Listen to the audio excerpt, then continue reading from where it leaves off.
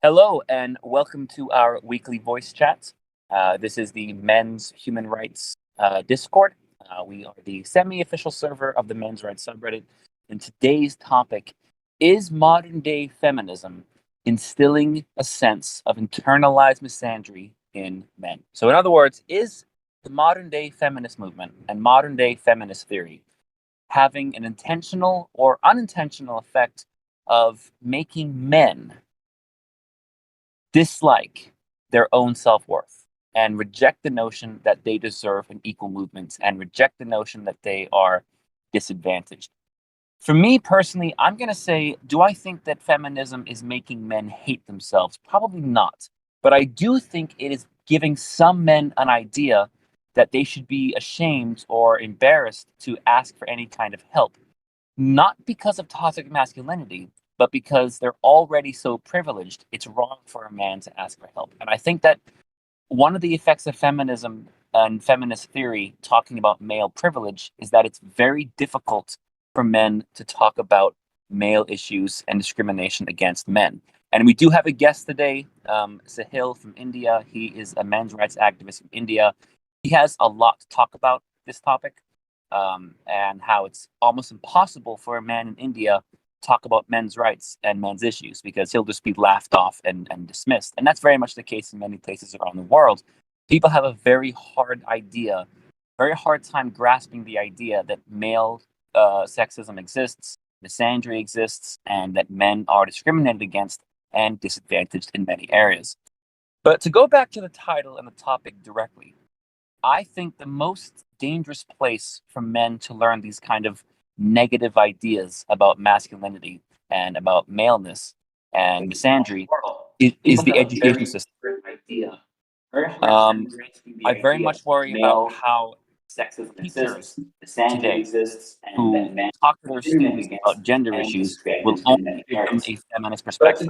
And that could really mess up how a young boy grows up learning about gender inequality. Most schools, for example, talk nothing about the gender gap in education, where boys are in fact Hi, can behind. whoever's got their mic on, Look, please stop. Turn it off. I think it's There's what an about echo Taz? here. It's what about Taz? Can you please I think it's what about Taz? turn your mic on? Yeah, it is. Okay. Right, Thank you so much. he can come back later when he's turned his mic off or fixed his speakers. Sorry, Blue, please carry on. Okay, sorry about that. So what I really worry about, and this is something that we've talked about in this server before. Darkisha, in fact, we did an interview where she was talking about what high school is like today. And she was saying that not only was she seeing attitudes of misandry and sexism against boys from students, but that it was often coming from the teachers. And we've seen stories like this on the subreddit all the time, where teachers are giving blatant sexist information and wrong information to students. And so students go to a classroom where they are pressured by the authority figures to think a certain way and to believe a certain way. And so that's kind of what this chat is about. And so to kind of open the discussion, I'm going to ask everyone here. Actually, first, Sahil, we'd like you to talk about your experiences in India. And then when we open the discussion up, the question is, how have you seen, okay, the modern day discourse and debates on feminism and social justice and equality? How have you seen that conversation hurt men and boys? How have you seen that conversation give harmful or disingenuous or just plain old wrong information to men and boys? So, Sahil, do you want to talk about India a little bit and what's going on? Sure. Actually, I'm not going to get into the main subject. That in India, the discussion about men's right and what is happening to men right now is there are a lot of topics that we can talk about. But as the topic is the modern day feminism Sahil, and what the floor is yours. Go ahead. Yeah, I can hear you. Can everybody hear me? Is my voice audible to everyone? All right. So the problem that we face, like as a student, because I was a political science student, I have my degree in political science. I did it from one of the most pristine universities in my country, this Delhi University. And that was when I discovered this men's right issues, because in India, it's very much under the wraps. Like you're not supposed to discuss, like you're not even supposed to know that there are problems with men. And the way I discovered it is when one of my close associates, let's say, His family got a case filed. Is everybody familiar with the concept of dowry? Or should I explain it real quick? Go ahead, explain it anyway. Okay, so the concept of dowry is an old concept in India. It is when a woman gets married to a man.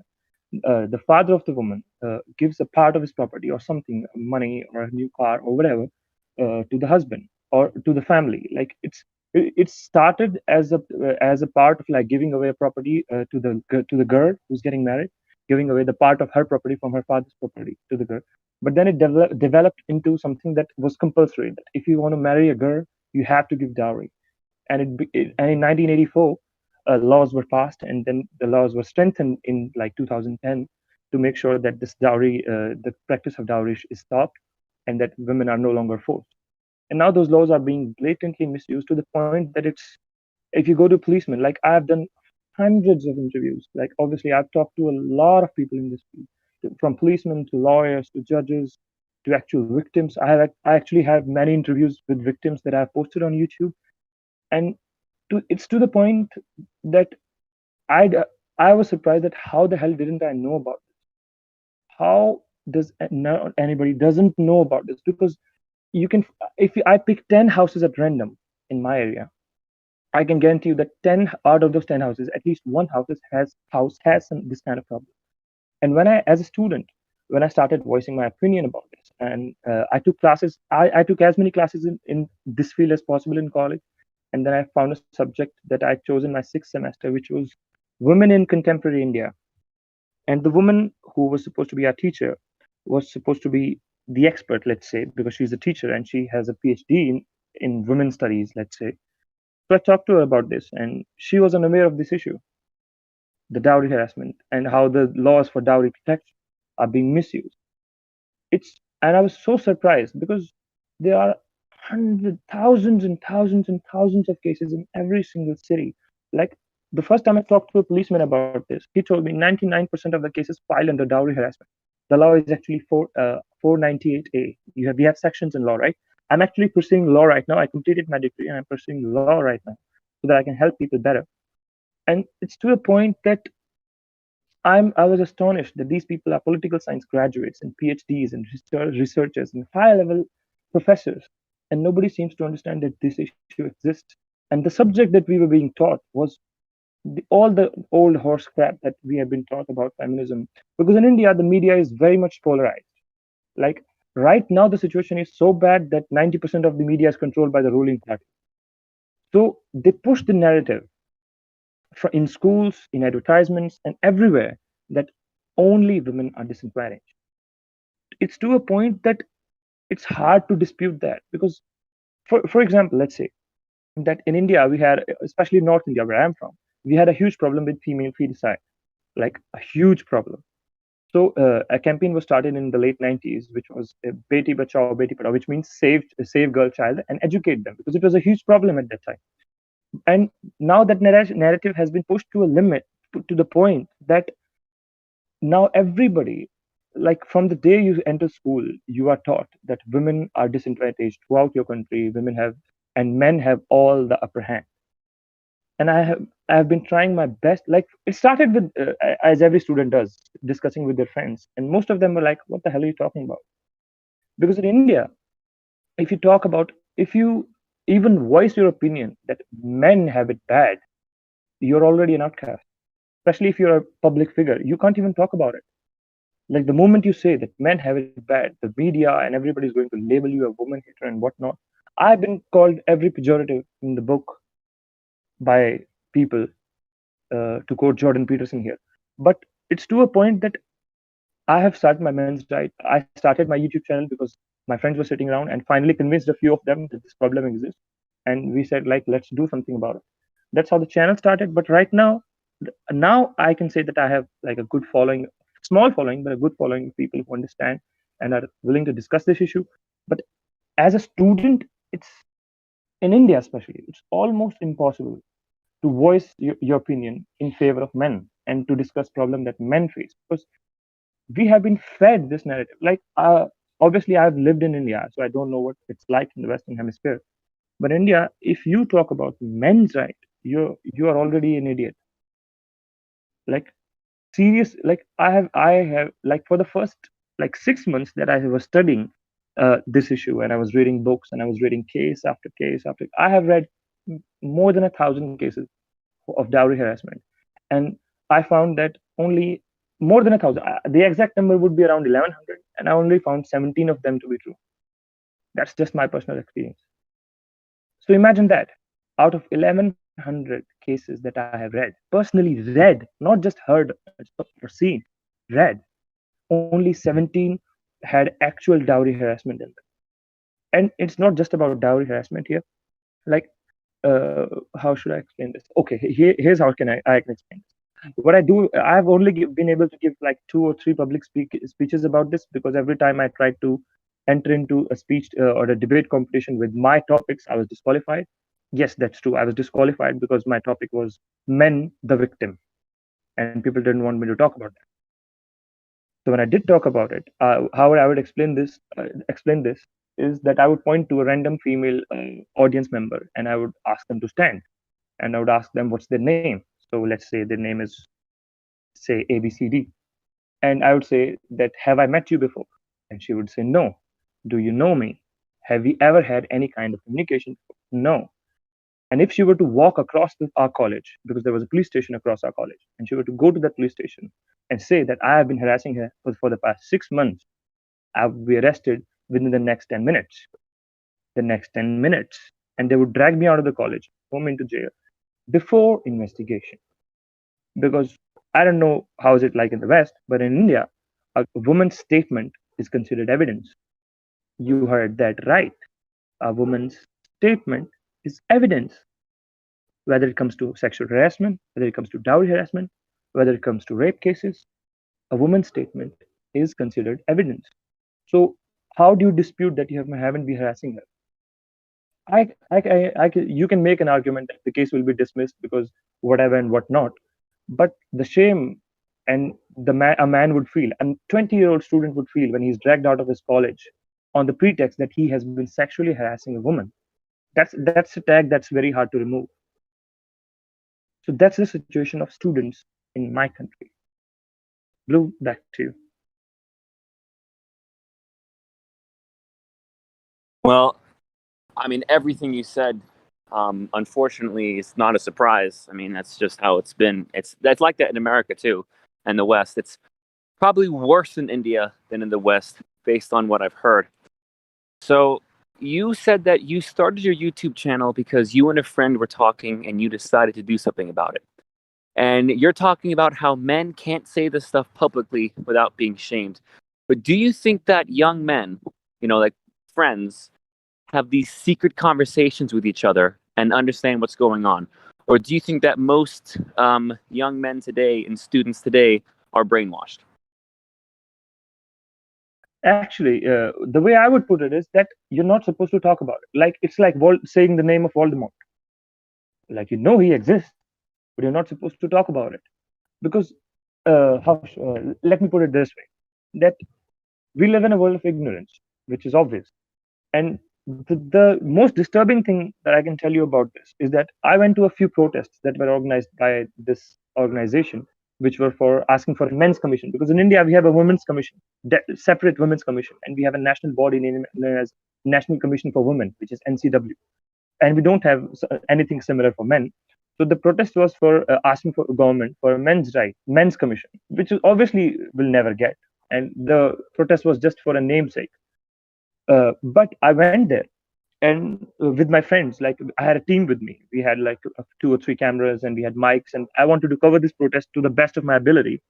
And what I found was, and this was the most disturbing thing, that out of all the 200 to 300 people that were there, me and my team were the only one who have never faced any kind of a fake case or any kind of legal hassle because of all the laws that in our country uh, that favor women and like destroy men.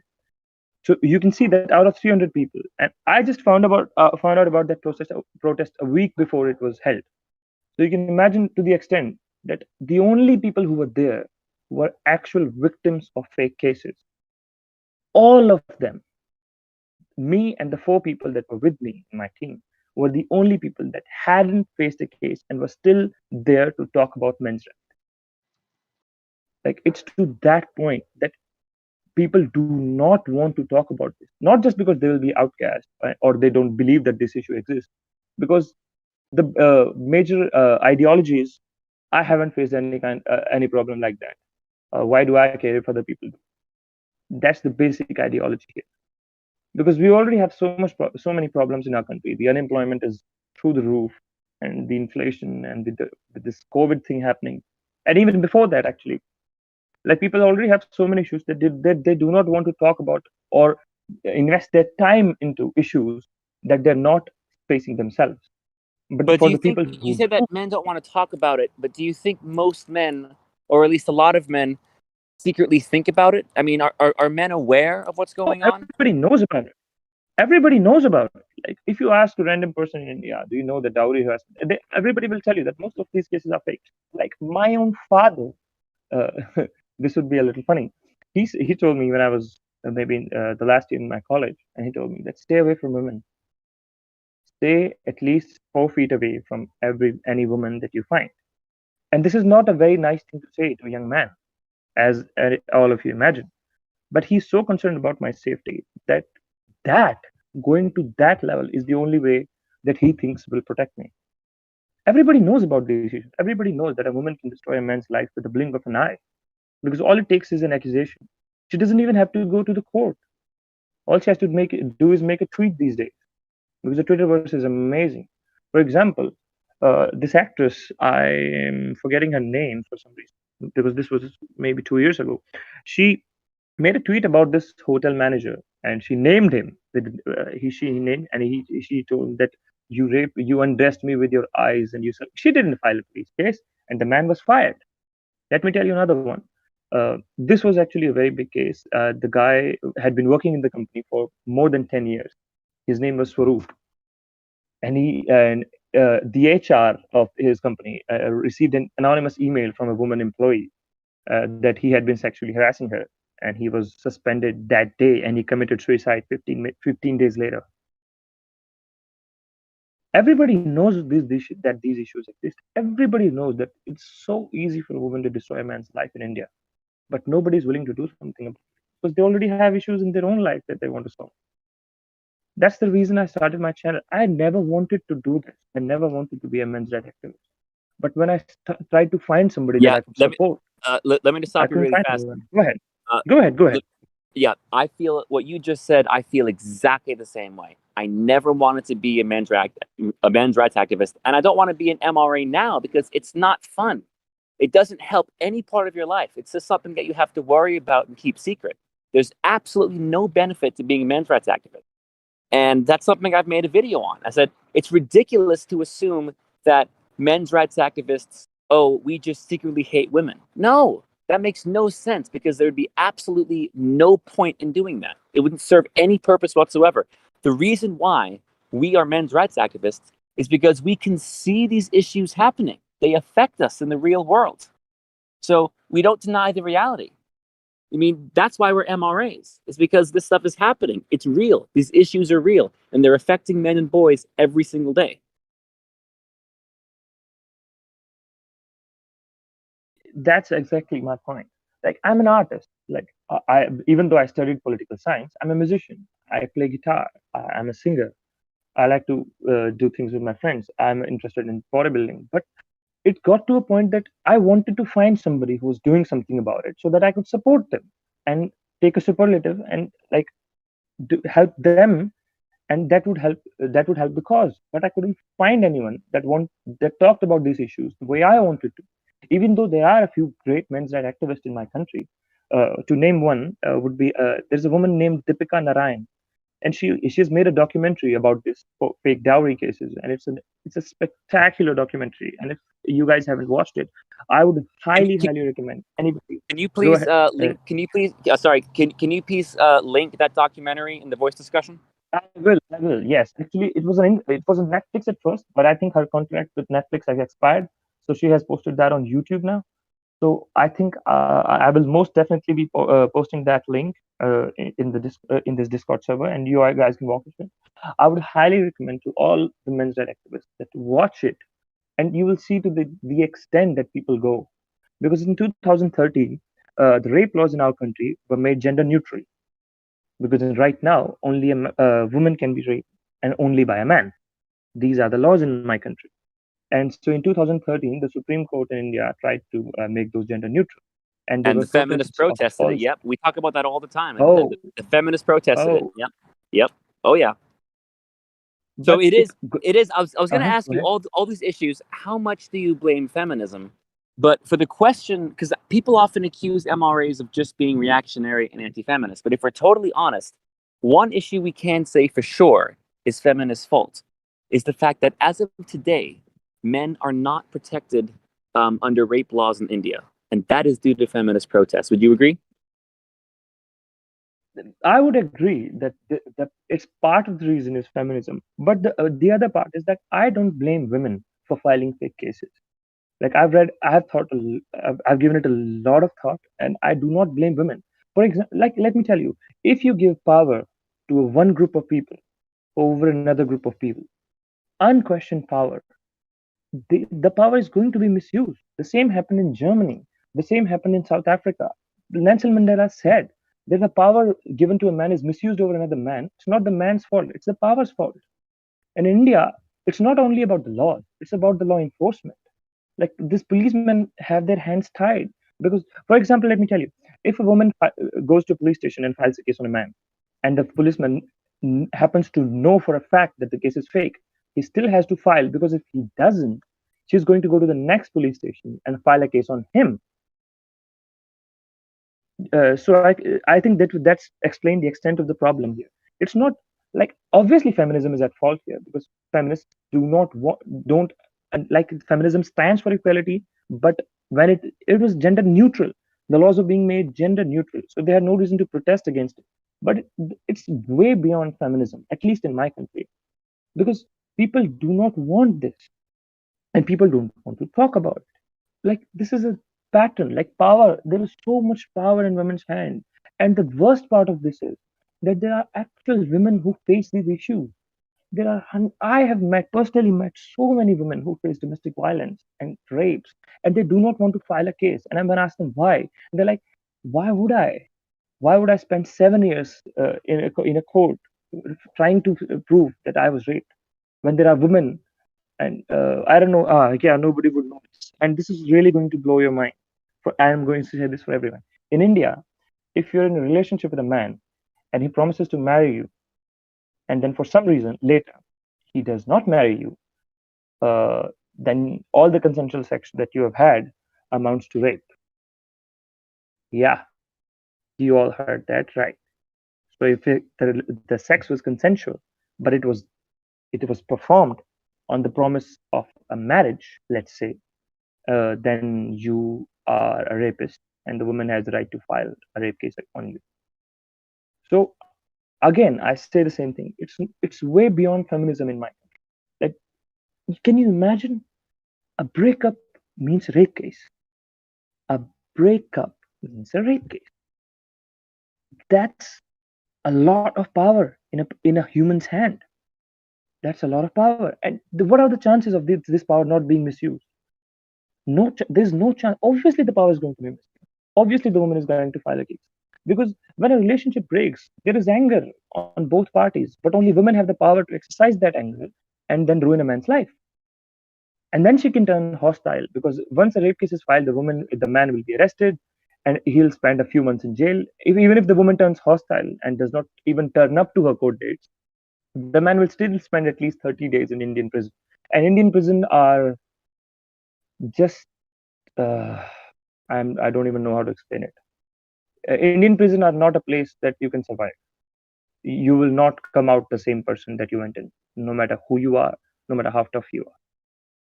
Indian prison are not habitable places, because we have like 156% capacity in our Indian prison, 156% in men's prison, and they have been talked about reforms in for women's prison, but I have never heard or read anything about reforms in men's prison.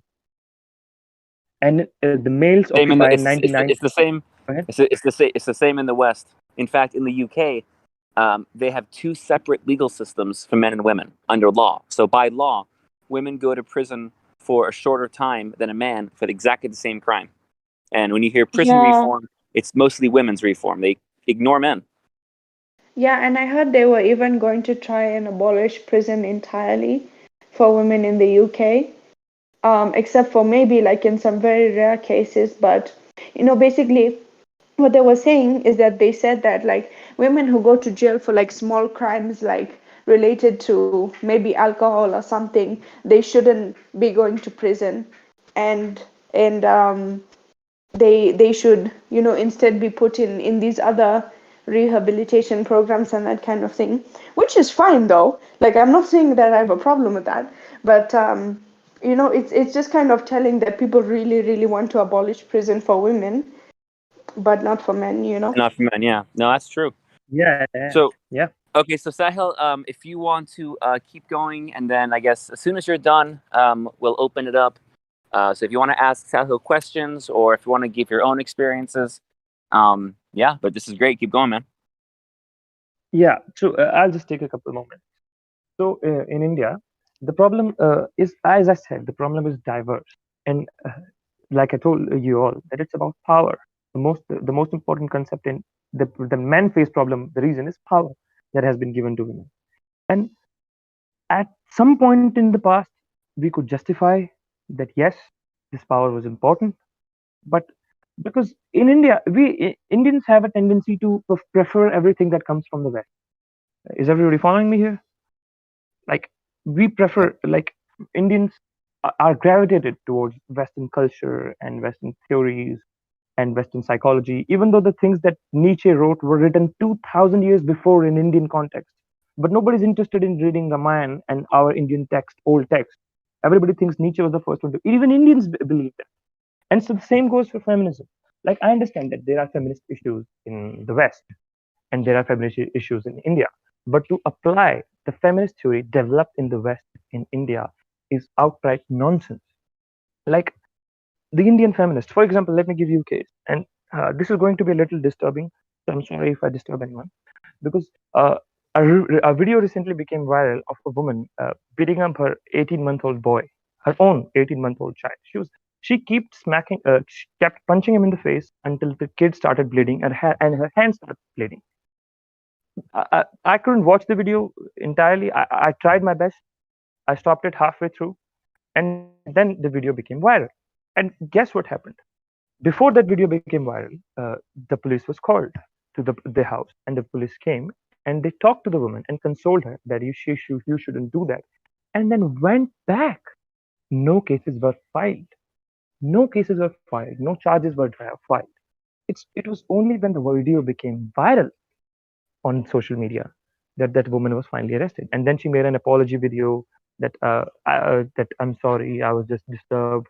My mother-in-law was disturbing me and fighting with me. I'm like, and then there's a feminist page, a huge feminist page in India. They are on every social media platform. It's named She the People.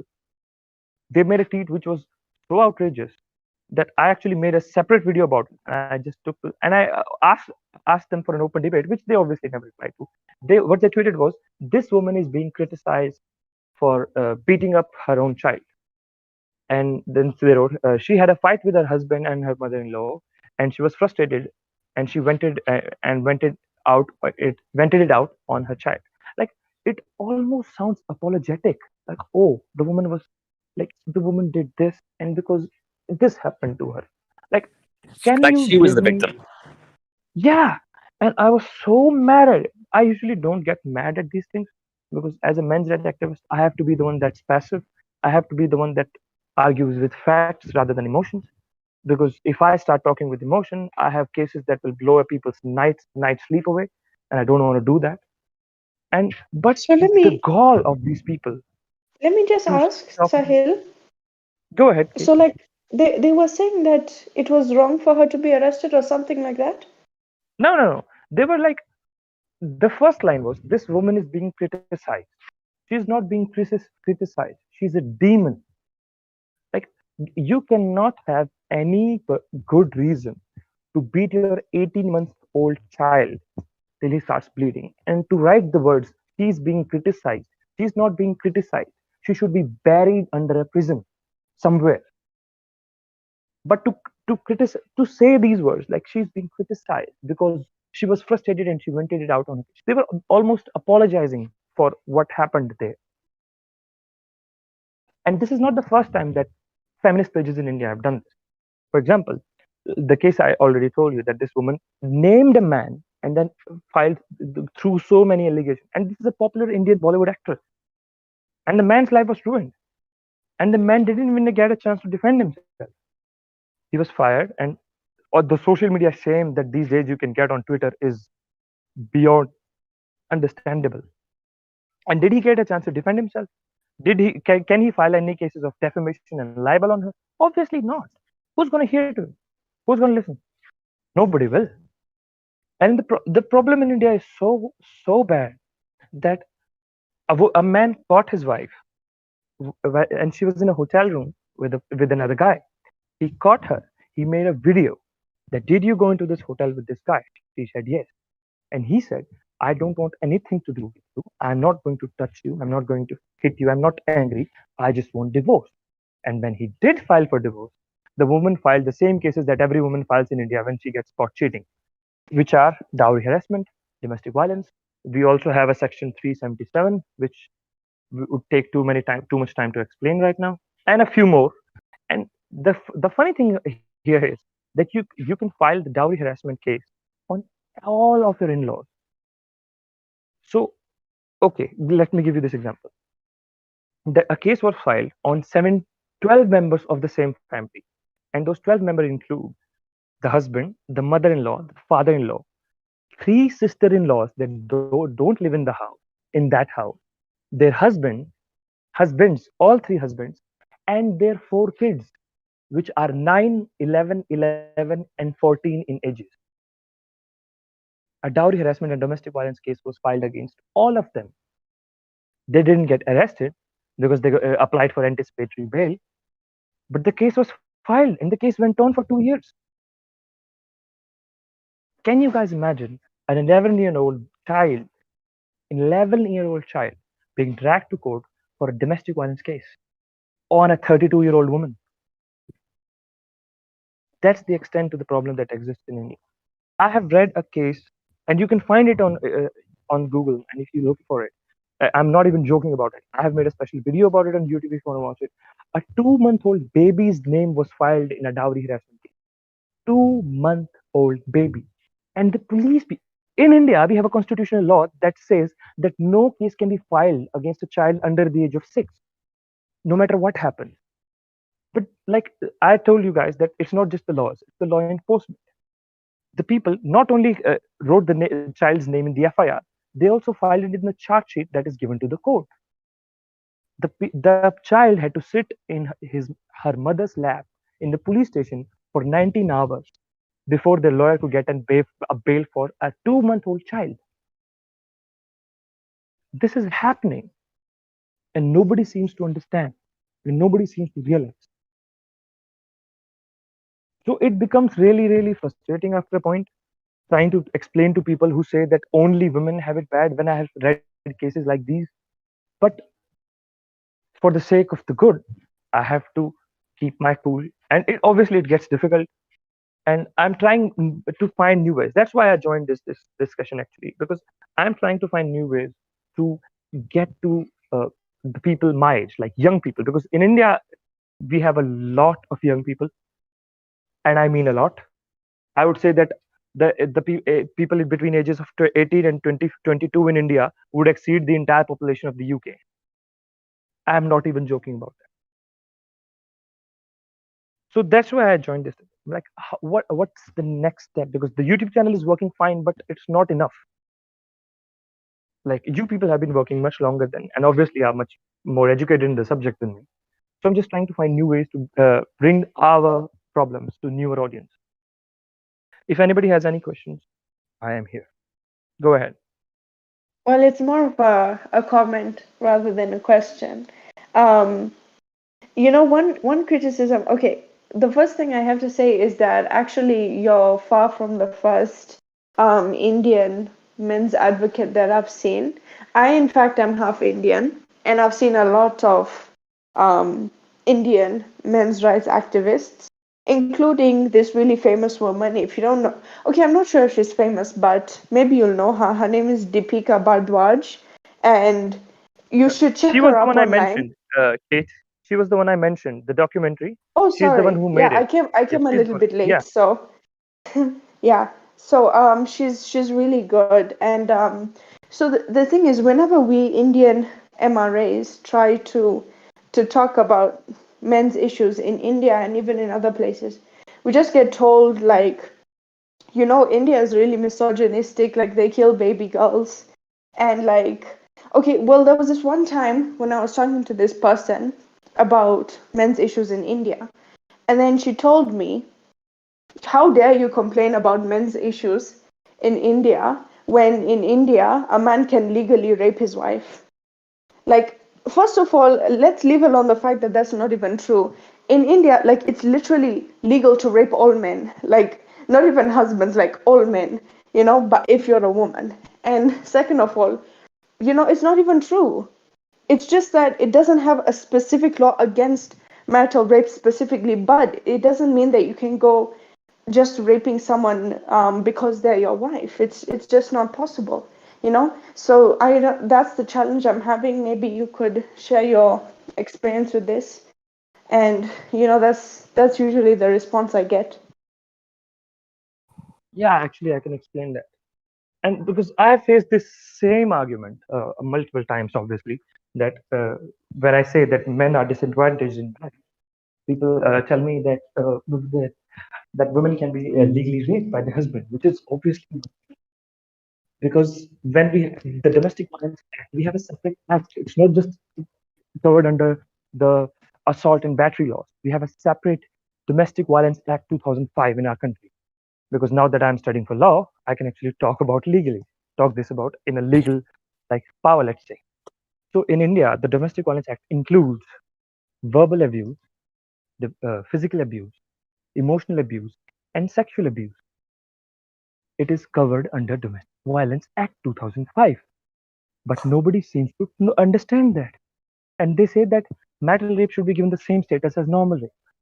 It, there is a reason that India, a country which is so permissive to providing laws for women, has not given marital rape the same status as normal rape, because people would stop getting married. And the reason for that being that, like we all know, that 50% of all marriages end in divorce. And in India, 50% of all marriages end in divorce, plus dowry harassment and domestic violence cases on the in laws. And when you will add a rape case to that, it becomes that much more powerful. Nobody, because how do you prove? In India, you cannot prove consent. Like I've seen actual WhatsApp messages of sexting being declared inadmissible in court. I have personally seen that. So how would I prove consent of having sex with my own wife? Should I videotape it? Should I ask her to sign an agreement that she's willing to have sex with me every time I have sex with her? How do I prove consent? A man has no leeway here. But to say that marital rape is not criminalized is wrong, because it is criminal. It's covered under the Domestic Violence Act. And I obviously I faced this argument a long time. But this argument stems from the same fact that people are unwilling to accept that women might have an advantage when it comes to legal issues. That's the issue. Any else? I hope I have explained it well enough, Kato. Um, just like on that last point, it's like, even I'm not that, up to date on laws in India, but I know like here, spousal rape is also illegal. But you also have to consider how many of the times is that even persecuted, and then how often is that even reported when it happens. So it's like, yeah, maybe in these cases that the man doesn't have necessarily a defense to show consent, but those cases are so difficult to persecute anyway, even in the case where it is spousal rape. So it's kind of like, it's kind of a thing where it's like, this really wild west area for all parties involved, whether it happens or it's a false accusation. It's not like one party is just consistently disenfranchised. Like, spousal rape is hard to prove or disprove either way, which is why in most cases it's not persecuted. At least here, from like the perspective that I'm aware of. I completely get you. And that's the whole point here, that this is a complex problem. And complex problems do not have simple solutions. This is a complex social problem. And the answer to this is also going to be complex. The best answer can be better law enforcement and better investigation. But in India, in the name of investigation, the policemen literally write whatever the woman says into the charge sheet and file it. The man doesn't even get a chance to defend himself. Well, Because part as of I that said, reason, I'll see if I can find the article and put it in here. I found it a while back is because they're starting to train police officers, not only in the United States and the UK, but along with other countries under the use of the International Violence Against Women, teaching them to write down every statement, every word a woman says as, you know, the complete truth. And even if they're, if it's like a victim who's a supposed victim who just got attacked, they're supposed to take down every single word instead of doing what they would usually do, which is wait for the person to give them an accurate account. So you no longer even get an accurate account, even if it was true or not. I'm sorry, but that actually made me laugh a little. Because in India, I do not like talking so much slack on my own country, but I have to now. In India, the law enforcement is unbelievably corrupt. Like, it's hilarious how corrupt Indian law enforcement is. For example, if a case is filed between two families, the police will automatically realize which party is the richer one. Okay, and mostly the richer party happens to be the male one, not because the female is poor, but they are willing to pay less money. So what the policemen do is that they take the woman, make the woman's case stronger, and then tell the male party that you are going to get this, and we are going to throw you in jail. In India, if you are locked up, you have to pay the law enforcement to get a humane treatment. Is everybody following me? Does everybody understand what I said? Yes. Yep. Rocco here. Hey, here's the thing. You know, in India, India, just based on equality in the law, it should not be. There should be basically equality in the law. There shouldn't be. We're going to give women special privileges because we know some of it goes unreported. So there's no excuse to have inequality under the law. Okay, there's none. And in the UK, for example, it's cyclical. They keep going through these cycles. They just went a couple years ago replacing a lot of the movers and shakers in the police department because there was rather the legal system, because there was one magistrate. What she was doing is she was basically doing victim-centered prosecution. Okay, well, you know, not victim-centered prosecution, but victim-centered investigation. You never go victim-centered investigation. You go truth for investigation. So what was happening was they had all these bullshit cases that were coming through, and they were costing time and money. And a lot of the guys were getting, you know, basically at least a minimum of months of jail time when they shouldn't have been in jail or prison at all. So what they did is, okay, we're going to clean this up now. We're just going to have investigation for the truth. We're going to have investigation for the truth. We're not going to do victim-centered investigation anymore. So now, because they base the public's short-term memory on remembering things now, and I know I'm doing quote unquote feminists, but feminist groups are pushing again for victim-centered investigation. It's all bullshit because it's cyclical. We keep going through these cycles. It should be investigate, period, for the truth. It should be equality under the law, period, for the truth. That's what it should be. Then the rest of it will all come out in the wash.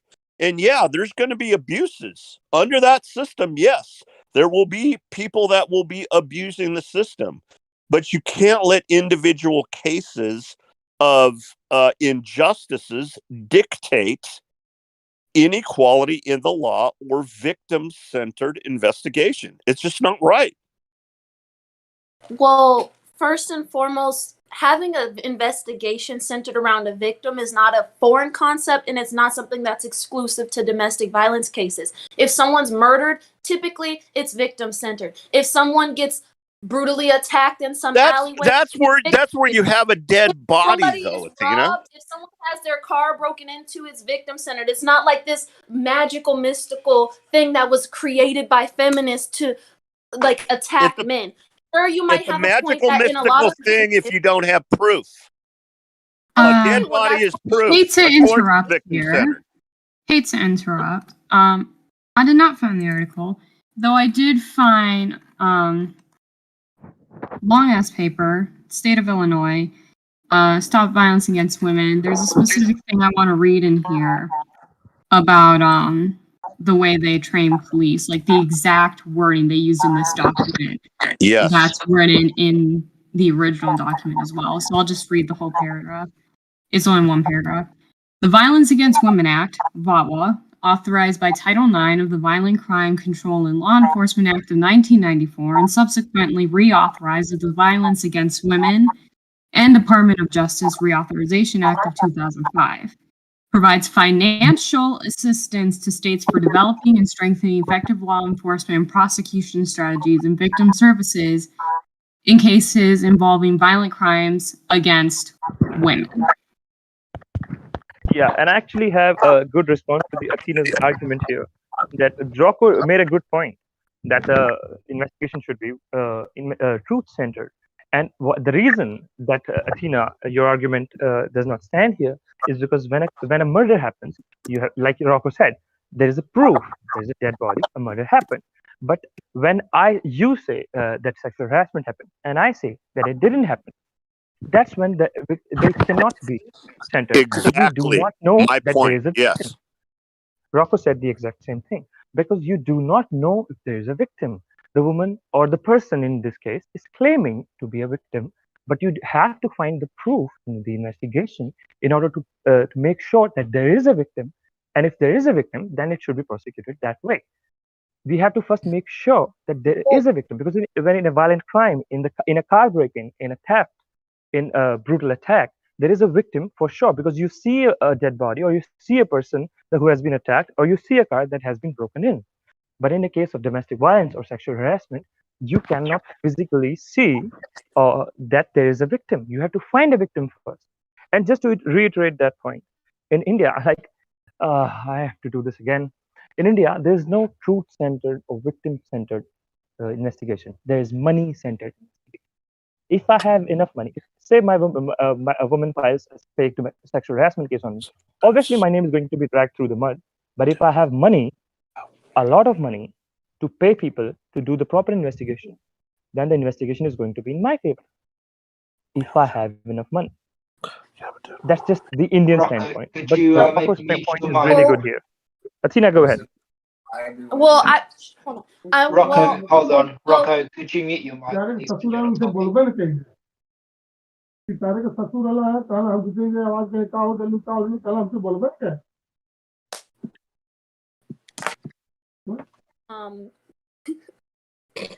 Okay, so essentially what I was going to say is, in any case that someone files a police report stating that they are a victim, it's going to be largely victim-centered until they find proof of the contrary. If I go Wrong. to the police, I've actually gone to the police. I would love to be able to speak, but since Rocco has the urge to interrupt, you can go ahead and talk, Rocco. I'll be silent. Rocco, no, go ahead. If Go you ahead. if you could have let her speak, that would be nice. And also, please do mute your mic when you're not speaking, as it causes a lot of noise on the line.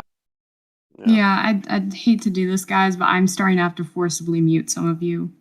So, not to sound, I don't want to threaten anyone, but please respectfully mute yourselves or be muted. Okay, go ahead.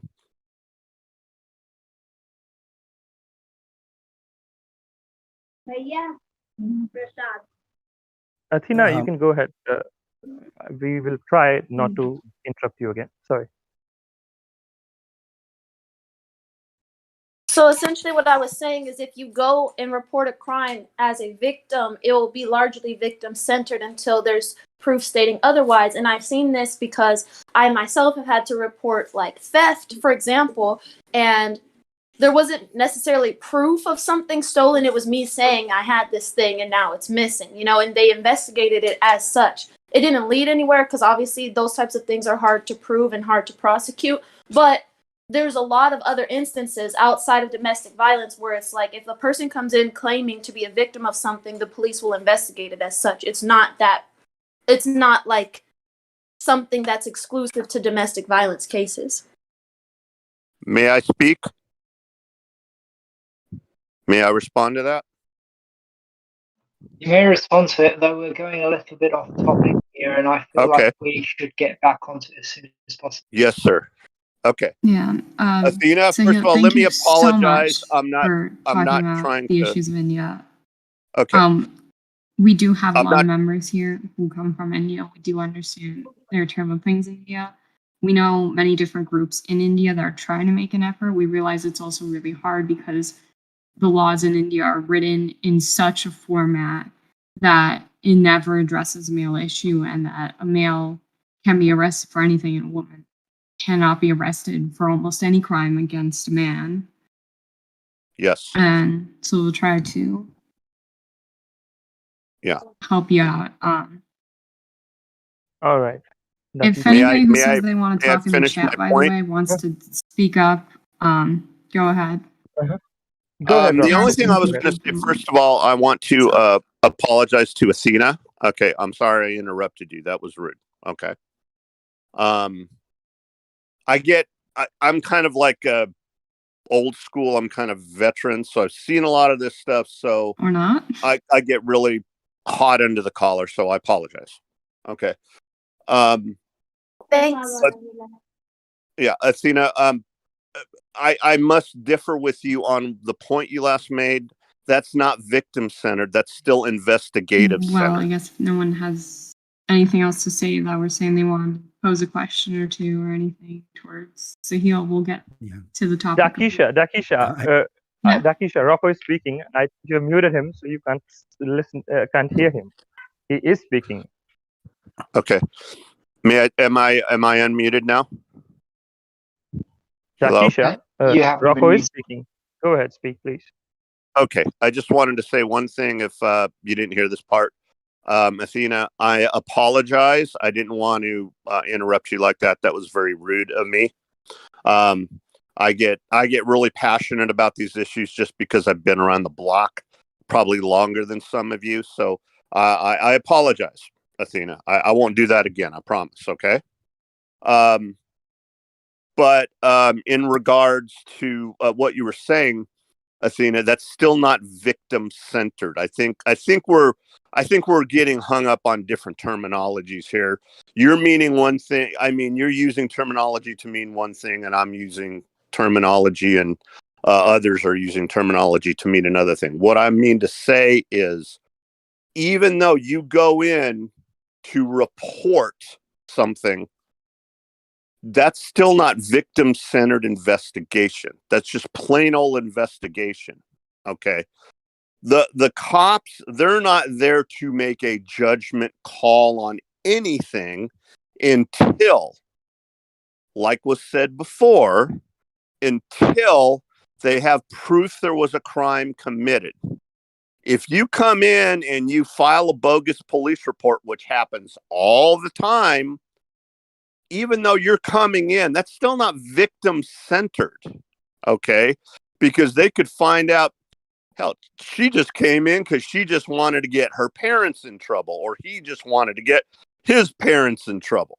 Okay, so they don't know unless the investigation yields a clear victim. So we might be saying the same thing, we're just using different terminology. So that is not victim-centered, though, in the way that I'm talking about it. That's all I wanted to say. Could you define how you're talking about it? Say that again? Could you define how you're talking about it? If the investigation reveals that there's a victim, then there's a victim. But like No, was said, the other way. What's victim-centered justice? yeah, like for example, like was said before, obviously, you can't really use a dead body as an analogy because that's an obvious victim there. So of course the investigation can be termed as victim-centered. If you have somebody making a claim, so and so did this to me, or I got my car broken into, that's just investigation. They don't know anything more until they investigate. Yeah. You keep defining non-victim centered justice. I asked you to define victim centered justice. Like, what's the other version of it? Like, okay, so there shouldn't be any victim centered unless there's a clear victim, like a murder victim. There should be no such thing as victim centered in general. Yeah. Okay. As a general rule, there should not be victim centered investigation. Right, but what there should be investigation, period, into the truth, because the cops literally are not supposed to be there taking sides with anybody or anything until they investigate, and then they turn the case over to the DA. Okay, obviously, if they've investigated, in their minds they have enough proof, the detectives, to turn over the case to the DA so the DA can prosecute it. Okay. Now, even at that point, the DA can still say to the cops, no, you don't have a standard of proof here. You got to get me more. And then the cops have to go back and get more. But when it makes that, and I'm talking about ideally, I'm not talking about, corruption or scams or anything like that. Ideally, that's how it should go. The police detectives should have enough proof to be able to prosecute. If they have what they feel is that standard of proof, now this is in the US, okay? If they feel they have that standard of proof, then they turn it over to the DA.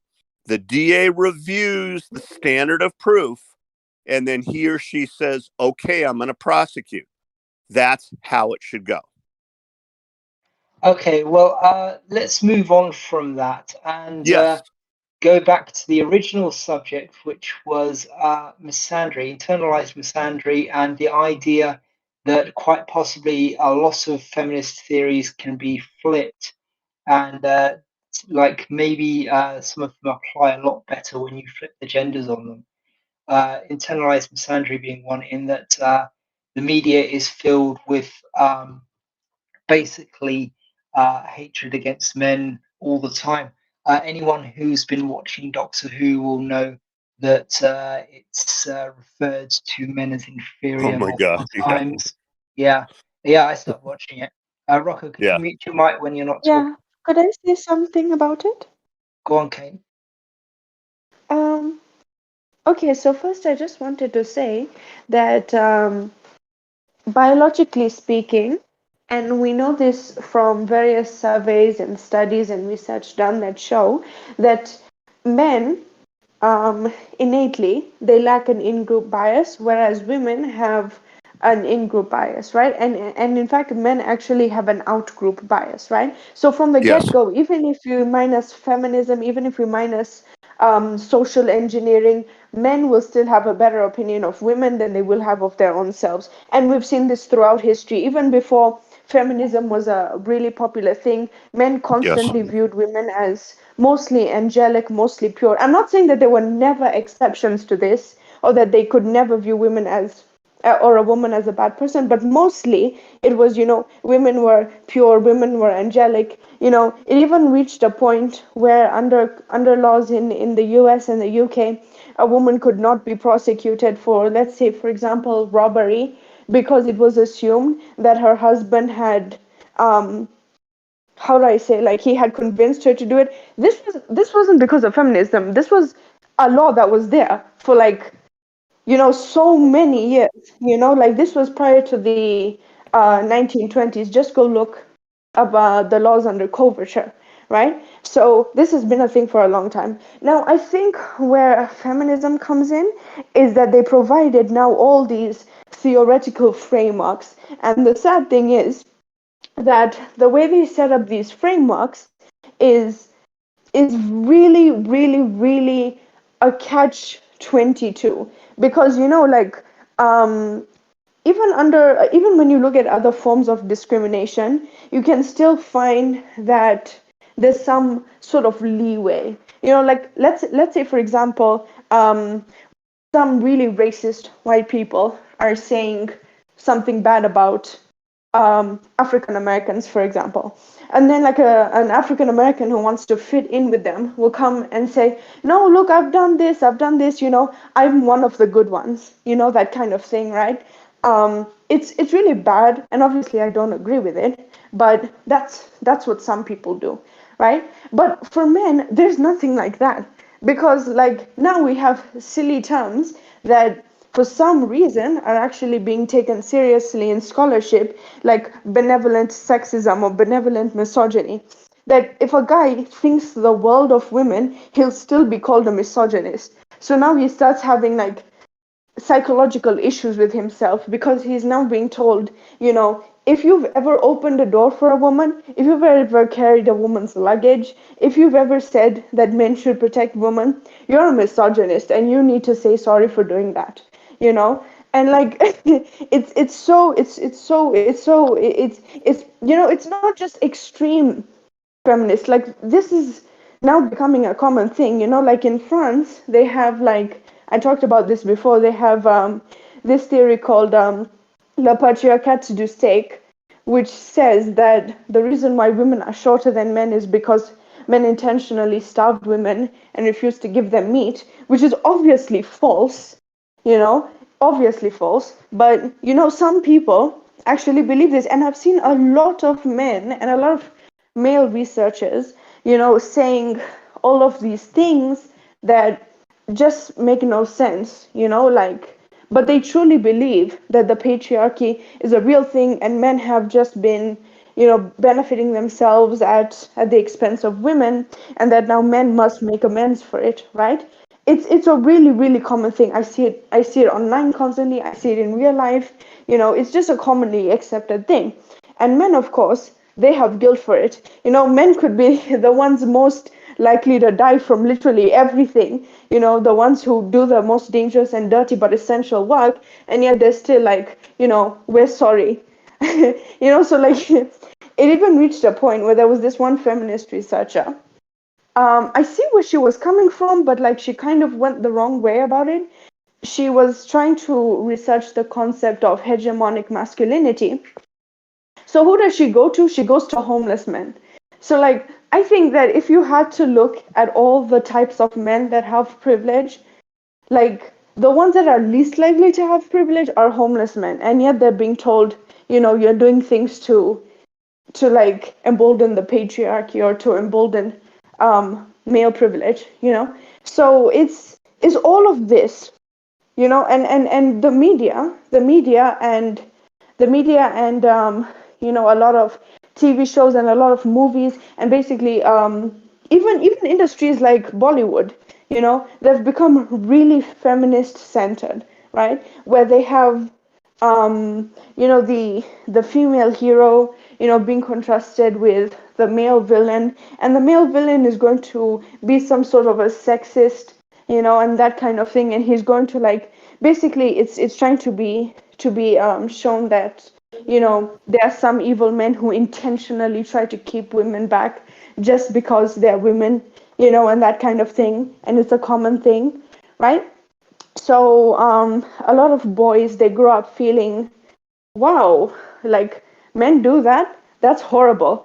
I'm going to try and be better than that. But sometimes, it's obviously difficult to see your gender being portrayed like that.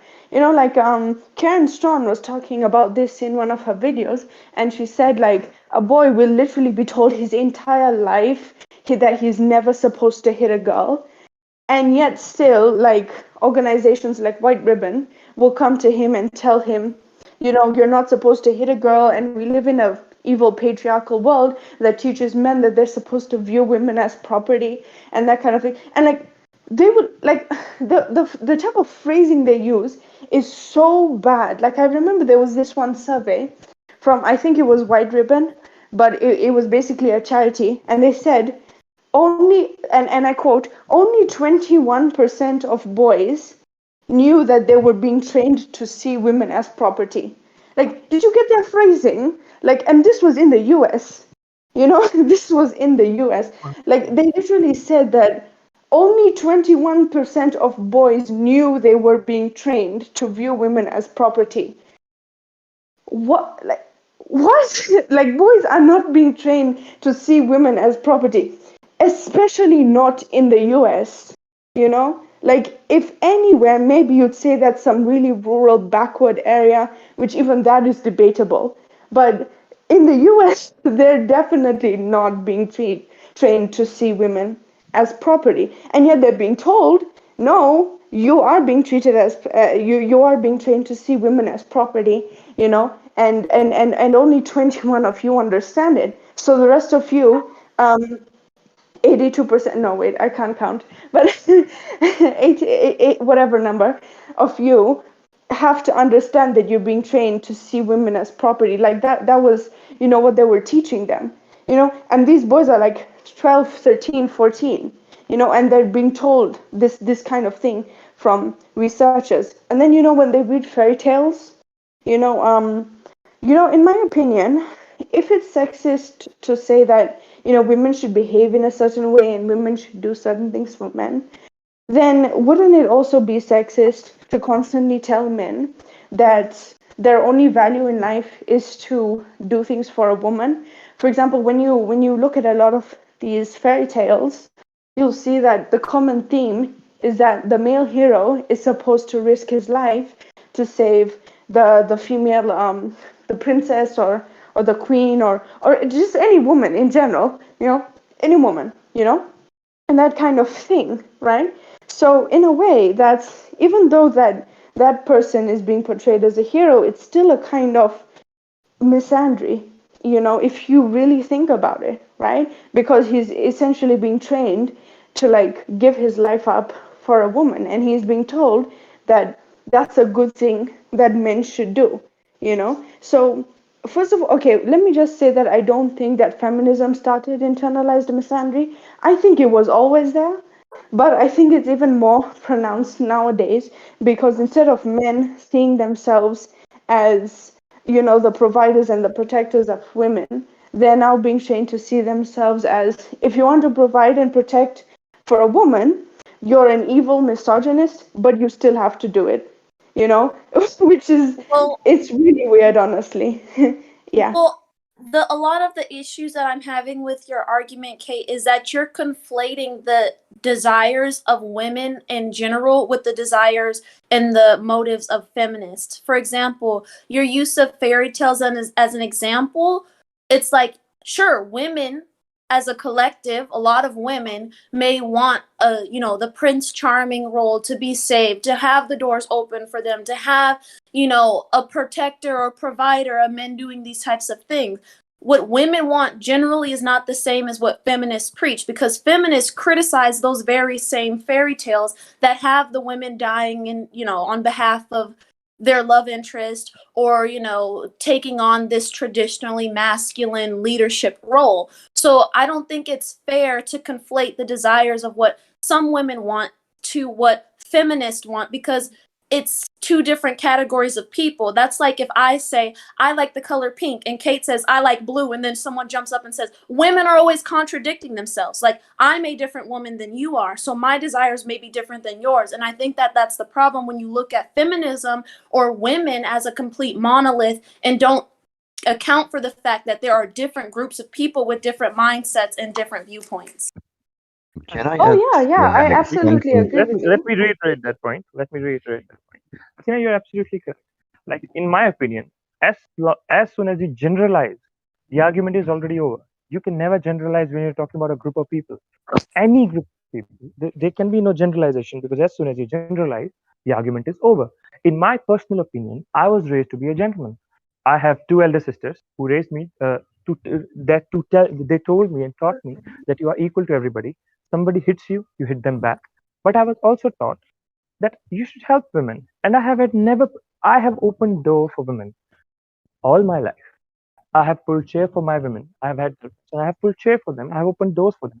I have never found a single woman in my life who got offended when I opened the door for them. If I was walking in front, I would open the door and wait for them to pass, just as a gesture. I didn't know that woman.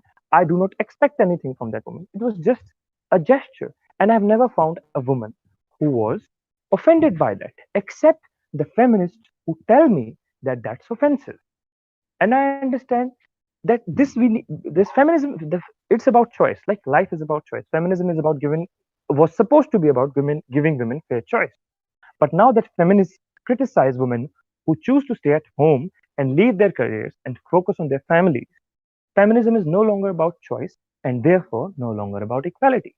This is the whole point that we're talking about, the misandry that feminism ensued. Because feminism was supposed to be the platform where women, which was supposed to propagate free will and choices for women. But now that women make choices that feminists do not agree with, like, there is an amazing book that was written by a woman named Indra Maheshram. The title of the book is How I Achieved Real Success, a Happiness Guide for Women. And the book is about a woman. It was actually sent to me by her own organization after watching my content, and I was just starting at that point. And the book explains her life. She's an educated woman who was an engineer, and then she studied a lot about the Indian mythology and culture. And then she married. It was an arranged marriage. She married into a house, and then she chose to leave her career and focus on her married life, on her in-laws and her children. And she said that I found meaning in that. And the life is about finding meaning and not about pursuing career just because you happen to be a woman and happen to be empowered, happen to have the facilities that you can pursue a career does not mean that you have to. The Yeah, modern day feminism, how they ensue this misandry into people, is that if a woman does not pursue a career, that means she was held back by something or someone or some system. It's not always the case. A study was done in India, and I, uh, Shweta Venkatesh was the name of the professor who pursued that study. And in that study, she interviewed all the female uh, Yadav ji, I think your mic is not muted. Can you please mute your mic, Yadav ji? I think he's not listening. Okay, so I'll continue. What that study found was most of the associate professors, when she asked them, was because they preferred a balance between their professional life and their family life. It was their choice. And in 99, more than 80% of the cases, it was found that the male members of their family, being their father or their husband, was the one who actually pushed them into pursuing their careers and having the life that they have right now. And it was clearly found in that study that women in India, who are at the highest echelon of professor studies and PhD and whatnot, choose to not go for the full professor and full scholar ranks, because they do not want to invest 12 hours of their day into studies and education. They prefer to spend 6 hours into that and then spend the rest of their time and their energy with their families and their kids. This was found in that study.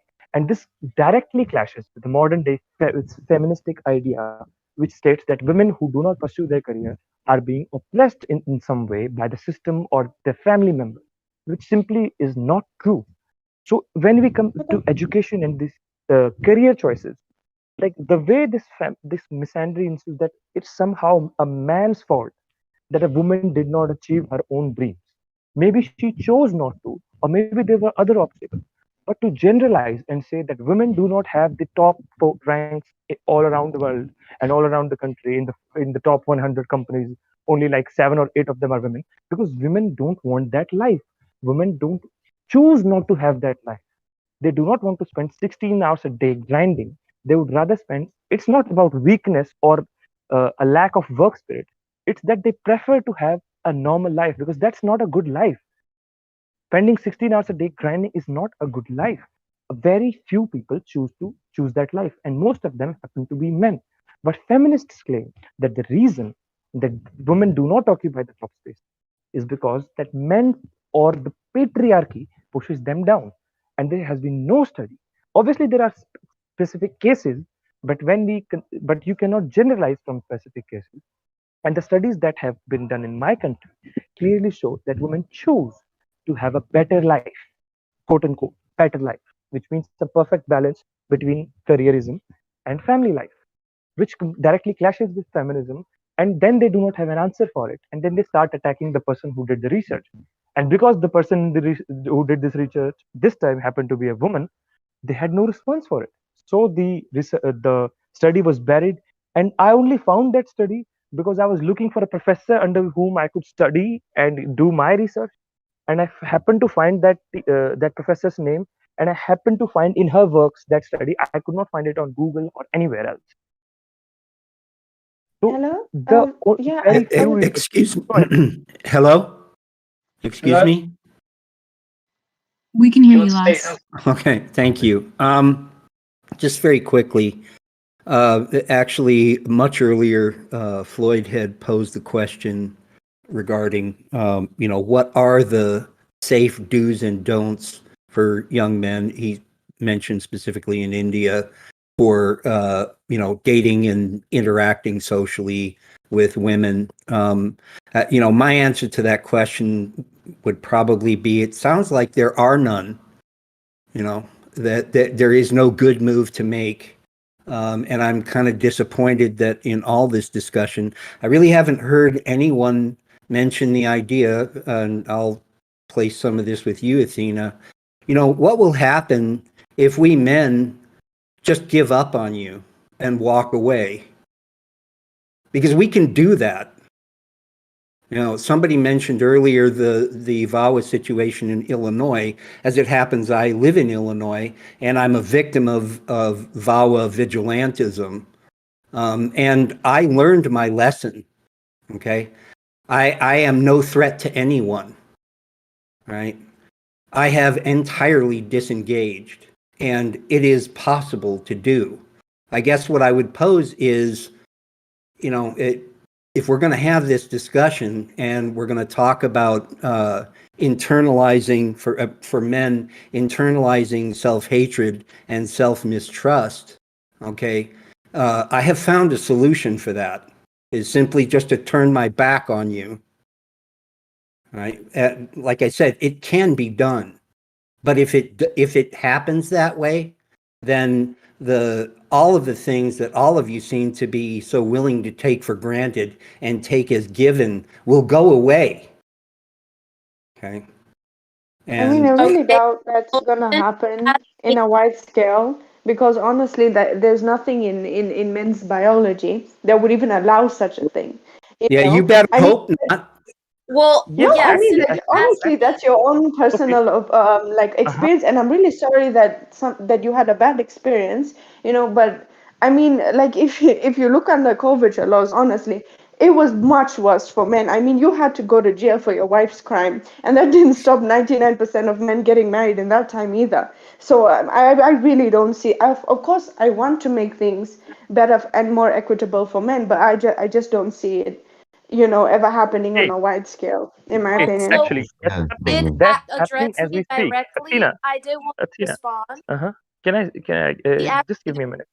Go ahead.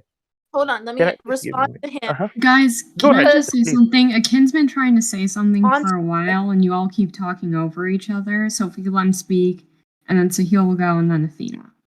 who? Akin? Me, yeah. Oh, Um, sorry. so basically, what about Taz? If I haven't, understood it wrong, you were basically talking about men abandoning women or society. Is that true? To one Well, degree or that's what he another, said, yeah. yeah. I mean, I mean, yes, there are men's rights issues which are really big, but I don't think the solution is to abandon society or abandon women. I mean, that's not gonna happen. I don't think that's Yeah, possible. I But didn't say that was the solution. I just said ah, that's a possible consequence of how things are right now. okay, I misunderstood it a bit. Well, Um, you can make that argument, but I don't think I don't think that's a plausible possibility because, I mean, really, why would men abandon society and abandon women? How would that work to begin with? It's working fine for me. I mean, but you're an individual man. How will men as a collective do that? And also, how will we reproduce to begin with? That's not that complicated. I mean, you were mentioning coverture in the Victorian era, Kate, earlier. They didn't have social media back then. Okay, men were not given very much to talking to each other, and the few times in places like coffee houses and beer halls where they did, okay, those kind of places got shut down, right? But the problem with the internet is some dumbass decided that it should be open to everybody. And when that happened, we started talking to each other.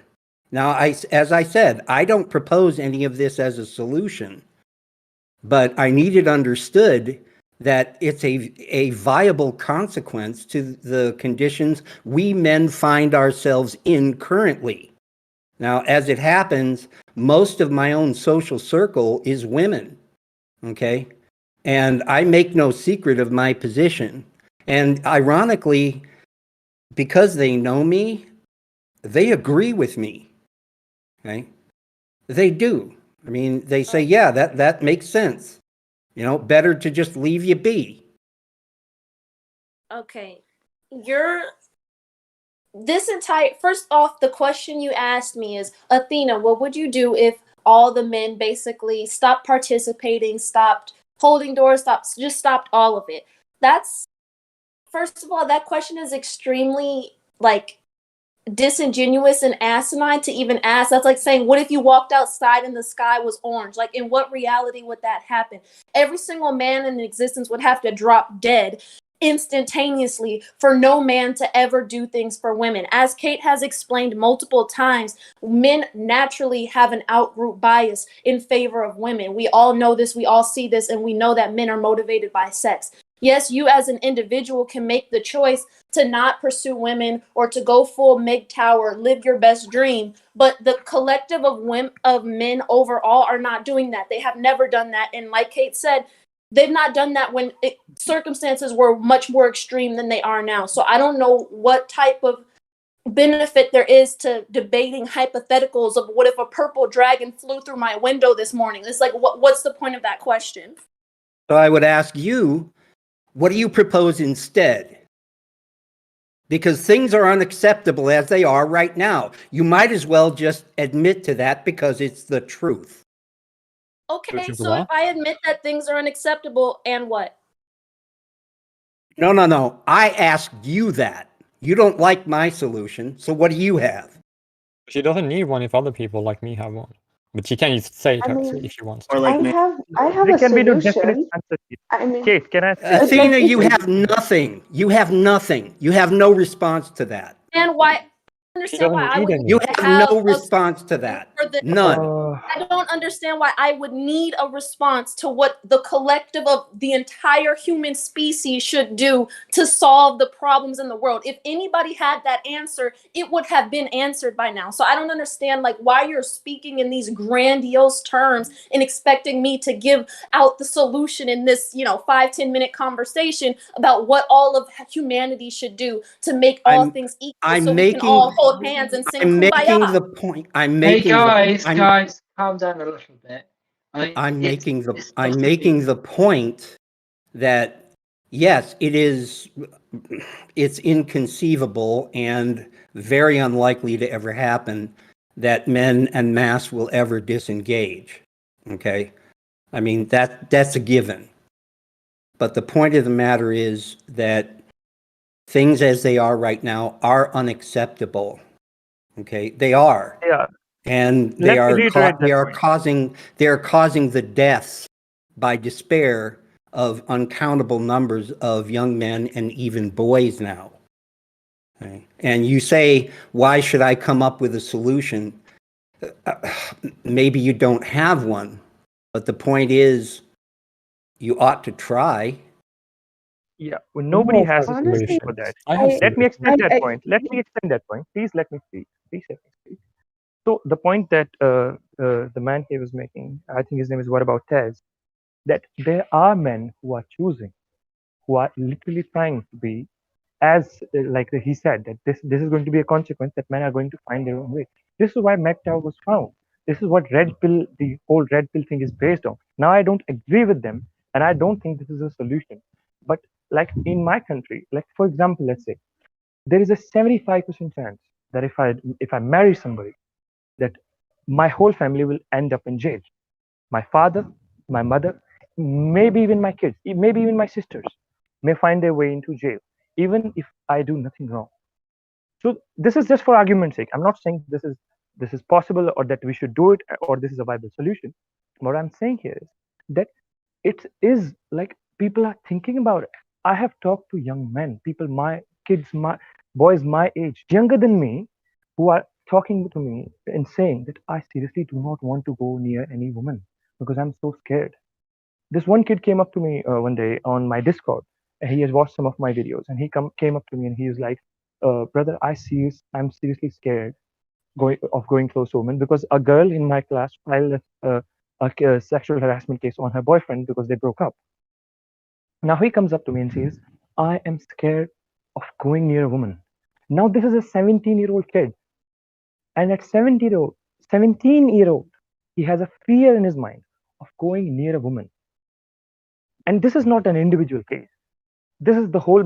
This is the principle on which the whole MGTOW and the red pill thing was made on. This was constructed on that concept that women have been given too much privilege, especially when it comes to law, and that it's not just worth it to take the risk to destroy your own life just because but at the other side of the argument is that it's important to have a relationship because you need relationships in your life in order to be happy. Obviously, there are exceptions, like a man here, but it's difficult. But the current scenario, that seems to be the only solution. Like I told you guys that my father told me when I was in college that you should stay away from every woman. Even now, if I mention by mistake a female friend of mine when I'm talking at home with my parents, my father's like, "Why do you have female friends? Don't you know how dangerous it is to be around a female?" Now, this is a man who has spent 60 years of his life, spent 20 years in the military in my country. And that is what he says to me. So where does that come from? Obviously, there's a fear in the man's heart that going near a woman can be dangerous for you. How long will it take before this ideology spreads? And then finally, at least a part of a subgroup of men finally realize that long-term relationships are not worth it. And I understand that this is impossible because men will always like have a soft spot, let's say, for women. But the current scenario dictates that might be a probable solution. What?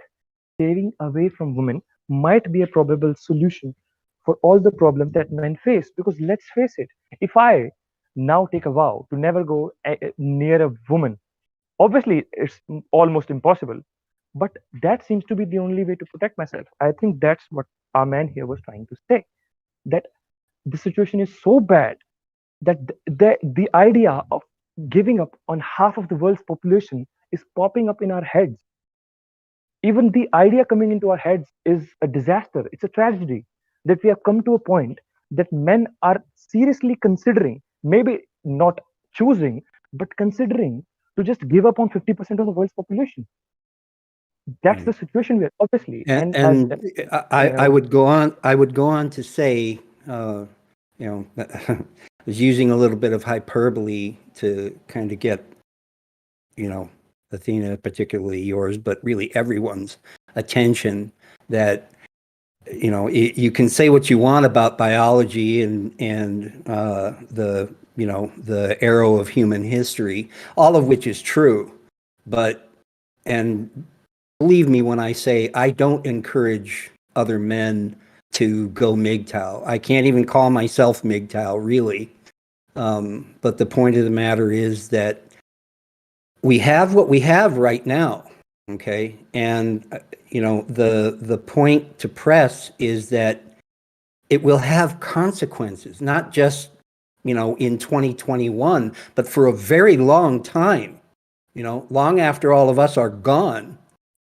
And, you know, there are I have no children, but your descendants will look back on this time and they'll either say to each other that, you know, we finally got it right, or they'll say to each other, you know, that they hope we all rot in hell, because we had the possibility of a relative paradise in our hands and pissed it away.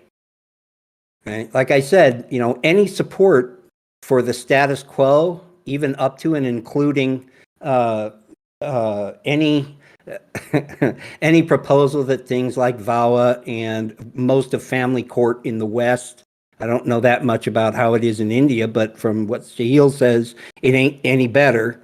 You know, like I said, it will have consequences, okay? And nobody's going to like that, right? And at some point, those consequences will be inevitable. It'll be too late to fix it. I actually do have Anyway, I have a solution for this that I have been dying to say for like a while now. Okay, go on, Jay Willie. But after that, I think we really should get back onto the actual topic, and I'll be talking. Yeah, and then I would say that I know at least that my descendants would be very happy that I suffered in this lifetime for them to have much better than what I have now. And the solution I have for the status quo is actually kind of workable, and that is that what one needs to do is to become a men's rights single issue voter. And that is to look at every political solution to say, like, what law is going to give men the rights that they do not have, right?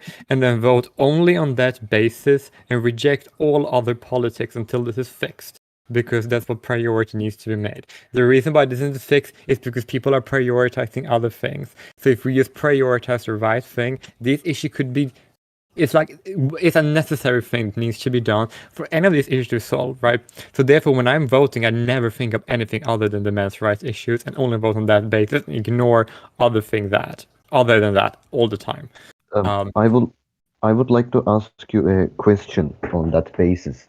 Let's say there are 10 political parties and only one is for men's rights, but that party is like just horrible. It's awful. It does awful things when they come to power.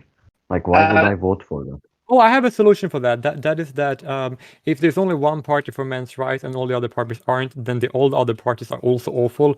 So it's just, you just have to pick which one is least awful. And I believe it being the female supremacist party is worse than any other thing. All right, then. So we're going back on the internalized misandry topic, and I wanted to start us off properly. We should really have gone with this first. Sorry for anyone listening who was tuning in for just that. But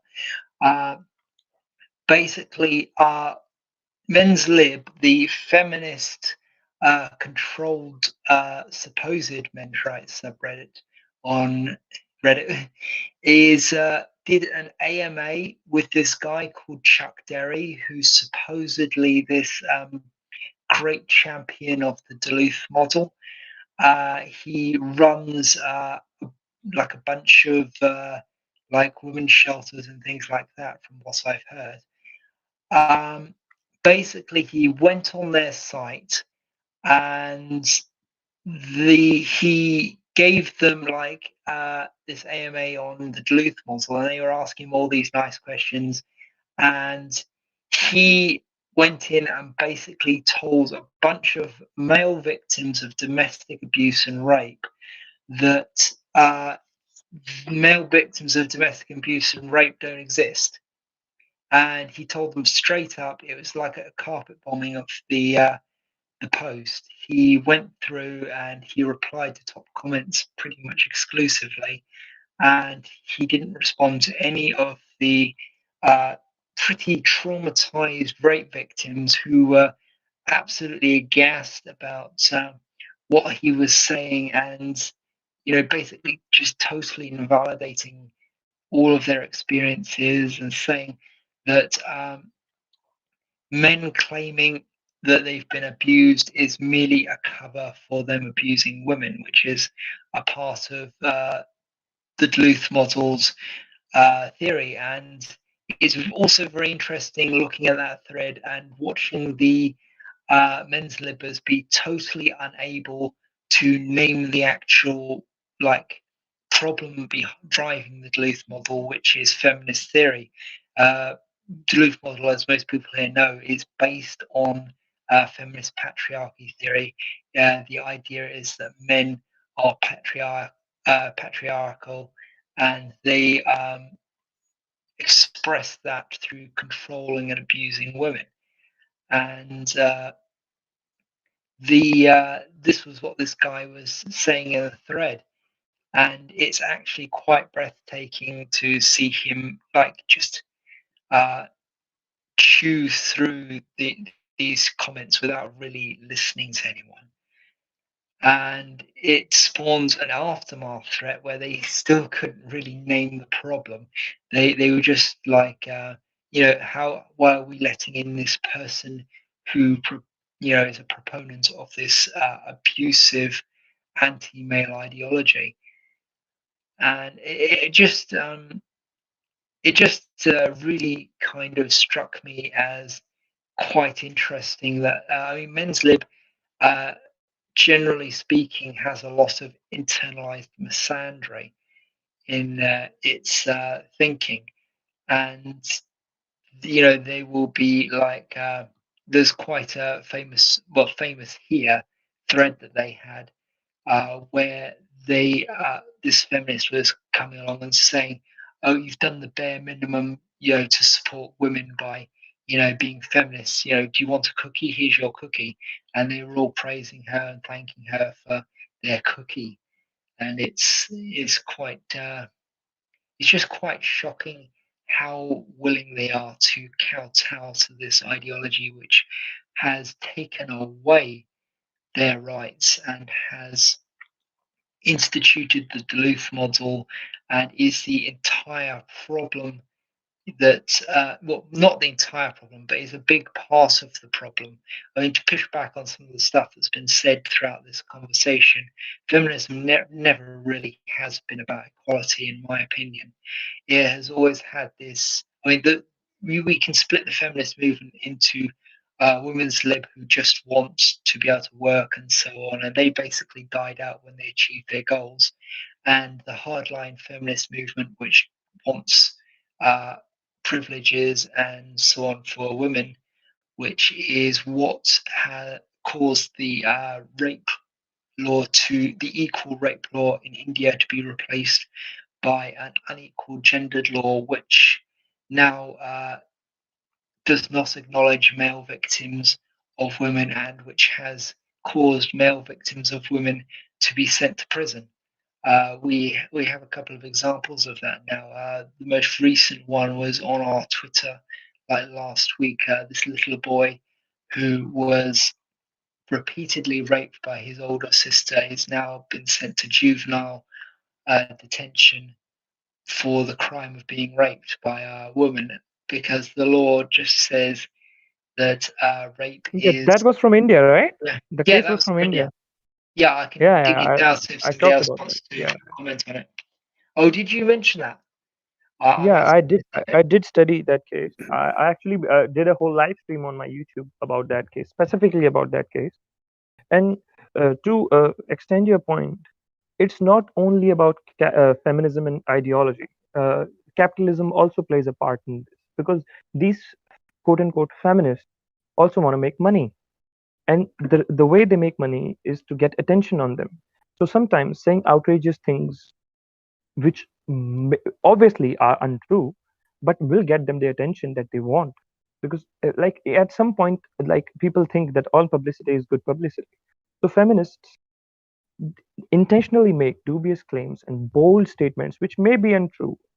It's our point that people are less likely to care, because if somebody makes a false statement and posts this on their social media that this woman was kidnapped from there and raped and then her body was thrown there, people would believe it. Nobody would even Google it. For example, like this feminist organization posted this article on this on their platform, and it said that this woman whoever this person was, this man, the student, was acquitted by the court was given granted bail, not even acquitted.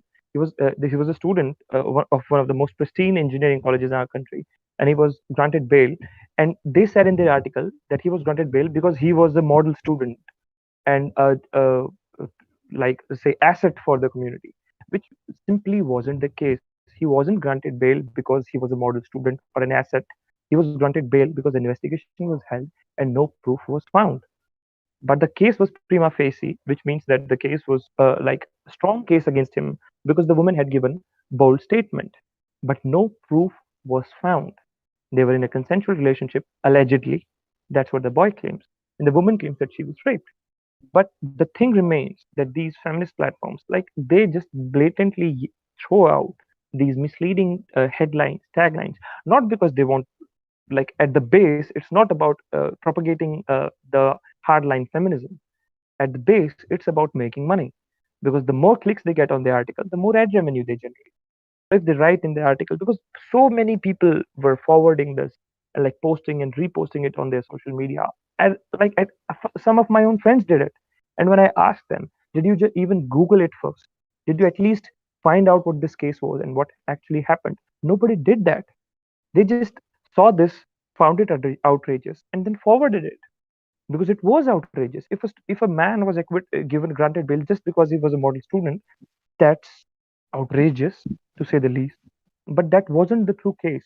The true case was that this feminist platform, not just one, quite a few of them actually, chose to make this outrageous headline because the judge had said this, that he's a model student and he's an asset to society. But they didn't obviously want to publish the entire statement because it was a two-paragraph statement that the judge made, which also included that evidence has not been found.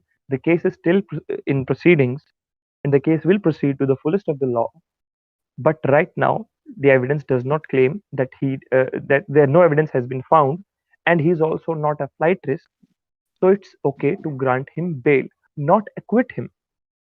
But these people don't care about that. Like as we were talking about the hardline misandry that has been installed in us, has been drilled into our head, that people automatically believe when this kind of outrageous statement pops up on our social media.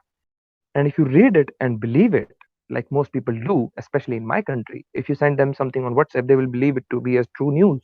Then they will forward it as soon as possible to as many people as possible because they want other people to be outraged and something to be done about it. But the core of this was some. Go ahead. Somebody was speaking. Human, do you remember like the two cases that the feminist media and MRA covers on the same case that happened? A man was accused on the pretext of on the rape on the pretext of marriage. Do you remember? I sent you two images. Yeah, obviously I remember those cases. Actually, I have quite a few cases under the same headline, the pretext of marriage thing, because I told all these people that in India, if you're in a relationship and you plan to get married, and then for some reason you do not marry, the woman has the right to file a rape case on you. So there are a lot of cases They're the under this exact same. specific. Yeah, I mean, like I'm talking about the particular case that the Tatwa covered, and also like the Men's Day Out covered. I don't remember the specific case, but let's keep it in general here I because think I sent it the Men Are Human, Men Are Human. Those case onto you. You also posted it on Twitter. I most probably did, but I I think he's actually do talking not. to me. I'm Men Are Human. Oh, sorry. Yeah, I don't remember the specific cases, but I've seen so many of those cases that it's all just a blur to me now. It's there are whole stacks of these cases where a man breaks up with a woman and she instantly accuses him of rape on pretext of marriage, which basically retroactively redefines all the consensual sex they had as rape, because he apparently told her that he was going to marry her. I think this is based on Indian traditionalism, where like you're supposed to get married, but I'm not really clear on it, and Zeta would be a better person to ask. But I just Else. Yeah, so I just wanted to give my input as someone who's been a long time poster at Men's Lib until recently. Would you guys like to hear my experience? Go on, sure. it'd be interesting. I want to say something afterwards. You first. Oh, okay, thank you. So, like most of you might know, if you know me, that I used to be pretty big into feminism, and I still am feminist. Like the basic tenet of feminism. But I was operating from that radical feminist framework, right? So I wanted like a calm place to discuss men's issues, right? So I went to Men's Lib and I was, obviously that's the thing you get told on Reddit all the time: avoid men's r/men's rights or r/left-wing male advocates like the plague, but you get corolled to Men's Lib all the time. So I used to post there quite a bit, and I did get good responses. I talked about topics like male suicide and about the fact that it would be difficult for a man to get help even if he were to talk about his health issues or his mental health issues in particular. And I did get good responses. However, there were times that you could see that their logic was a little bit bad. So, for example, there was this one time when I was talking about, well, not talking, but rather I was asking them why gay men are persecuted more than lesbians. And they told me it was because of misogyny, that gay men are slightly effeminate or like they share some traits with women. And because obviously, according to them, women are hated the world over, like gay men are going to be persecuted while lesbian women are just left alone. And that was the same reason why transgender women were persecuted, and transgender men are also oppressed, but not in the same way that transgender women are. Sorry, I hope I'm not offending anyone by saying that. I'm just basing it off of hate crime statistics. So, later on, I asked myself, like, how true can that be, considering the fact that none of the transphobes, they consider transgender women as women. So it wouldn't make sense that people, or rather these transphobes hate transgender women because they're women if they don't even consider them women. It doesn't make any sense. But anyway, that was their logic. Now, they do have a weekly check-in, a weekly mental health check-in, where they ask their subscribers, how are you feeling this week? And if you go read the responses, it's pretty depressing, because most of them are talking about how upset they are, about how depressed they are, about how they want to commit suicide. You know, it's really depressing. And you know, it's like starkly clear that most men there are pretty miserable with themselves and with society at large, but like they have no any real power to change it, because the truth is, like, as much as feminists say, okay, not all, but most, as much as most feminists say, oh, the reason why men are abused is because of the patriarchy, and when the patriarchy is over, then men are just going to have a grand old time. That's never going to happen. You can't you can't corral men towards a domestic violence shelter that doesn't exist. You know, so that's the main issue that I have with men's lib. And then very recently, I don't know what happened, but they just dramatically increased the restrictions on that sub. Like, even when I tried to make a good post and post it there, it would get removed for being low effort or this or that. You know, like they would just say they would not let me post anything, and they let very few people post there anyway.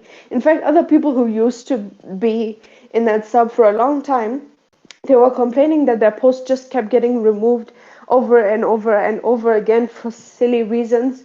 You know, they're not like calm at all these days. You know, they want to like stop everyone from posting from whatever reason, right?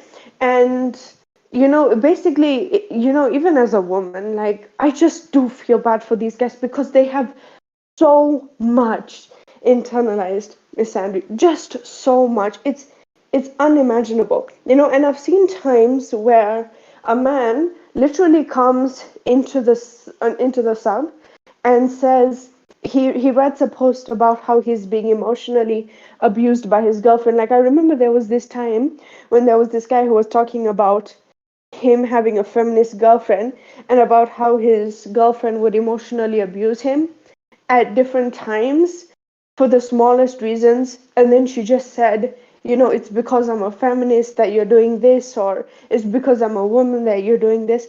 And of course, I don't support people basing their view off of feminism off of one person. I do not support that.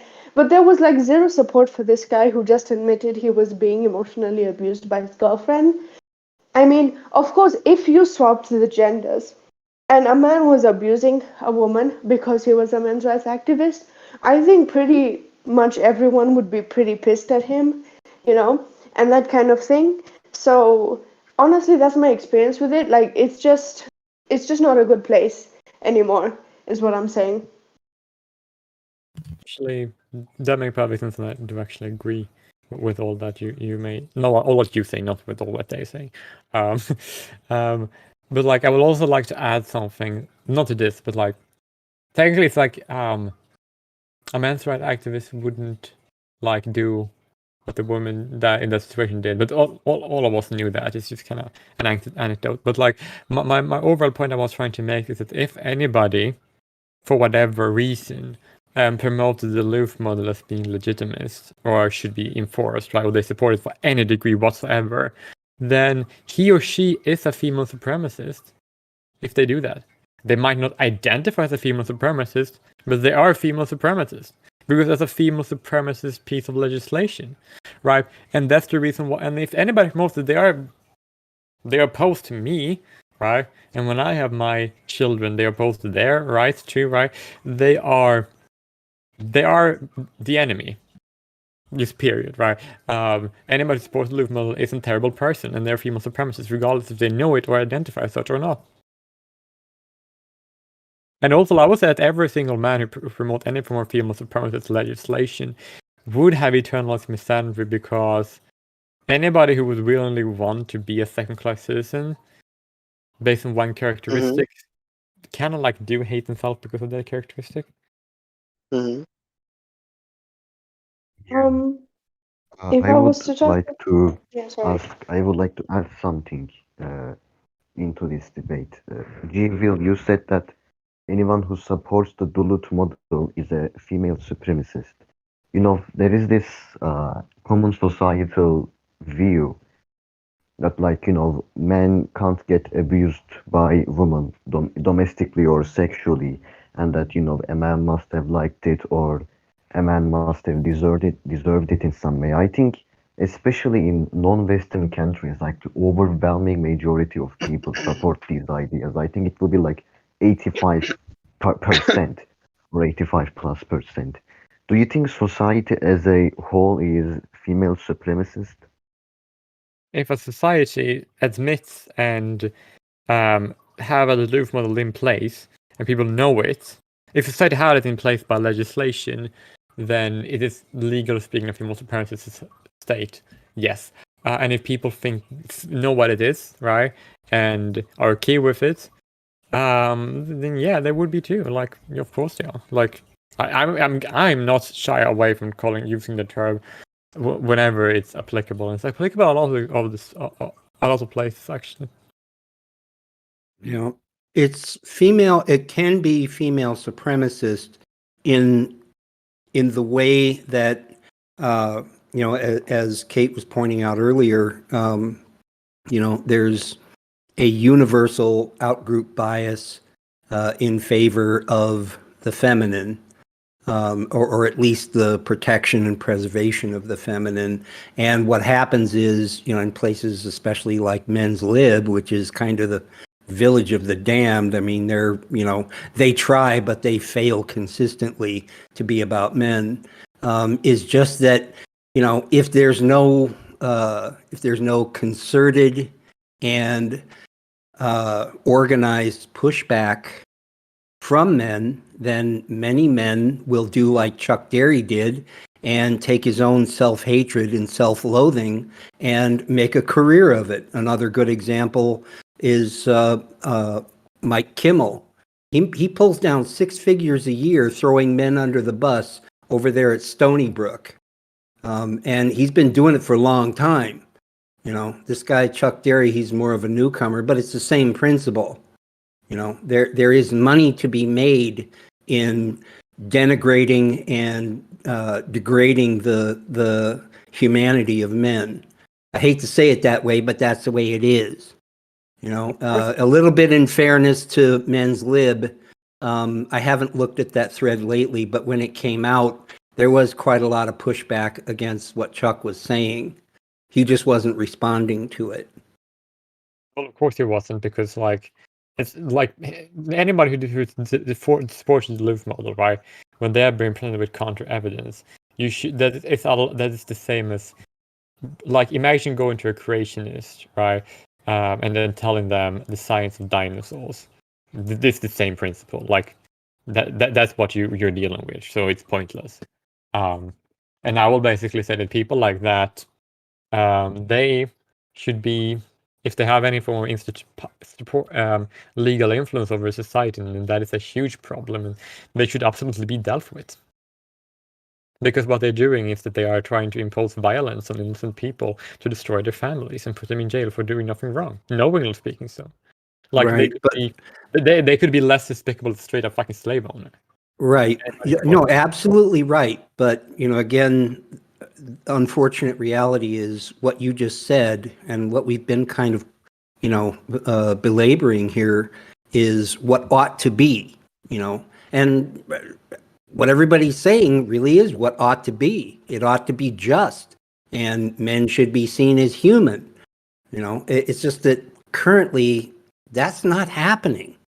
Whether it's the education systems, legal systems, systems of public policy. Somebody had mentioned capitalism, and class struggle before. And let's face it, all of what we're talking about is underpinned by a status quo that's bought and paid for by the very wealthy mostly.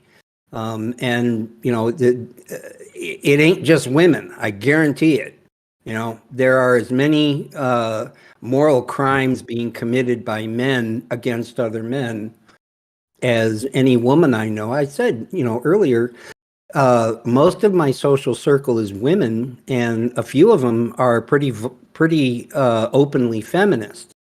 But the fact is, when I speak to them, just about not only my own experience, but what I have managed to see of our culture and societies from a distance. I just point out what's going on and say, make a case for why I should rejoin, you know? And of course, then they're like, well, yeah, I really can't, you know?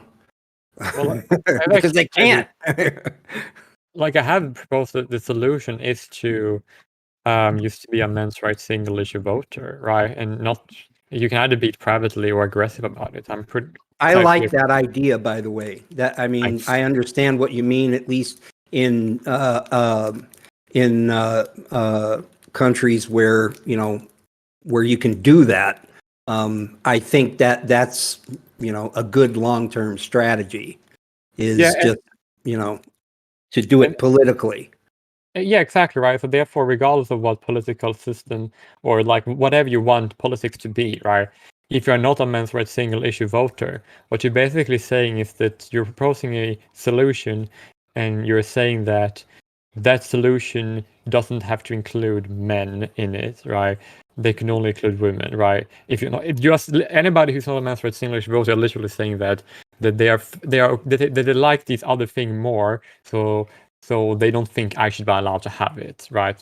So therefore, I'll say like, well, in that case, then why should I support them? I shouldn't, right? So therefore, I'm going to be a men's rights single issue voter, and I'm going to be very unapologetic and aggressive about being a men's rights single issue voter. Because if you are a man, believe other things are more important if you live in a female supremacist state, and I can prove how there are over at least a dozen, probably more, but I want to be conservative estimate, right? Female supremacist states. And if you are in those states, you should first of all only vote on that basis, and you should absolutely forswear all form of loyalty to any form of country that is a female supremacist state. Because I actually would say that yes.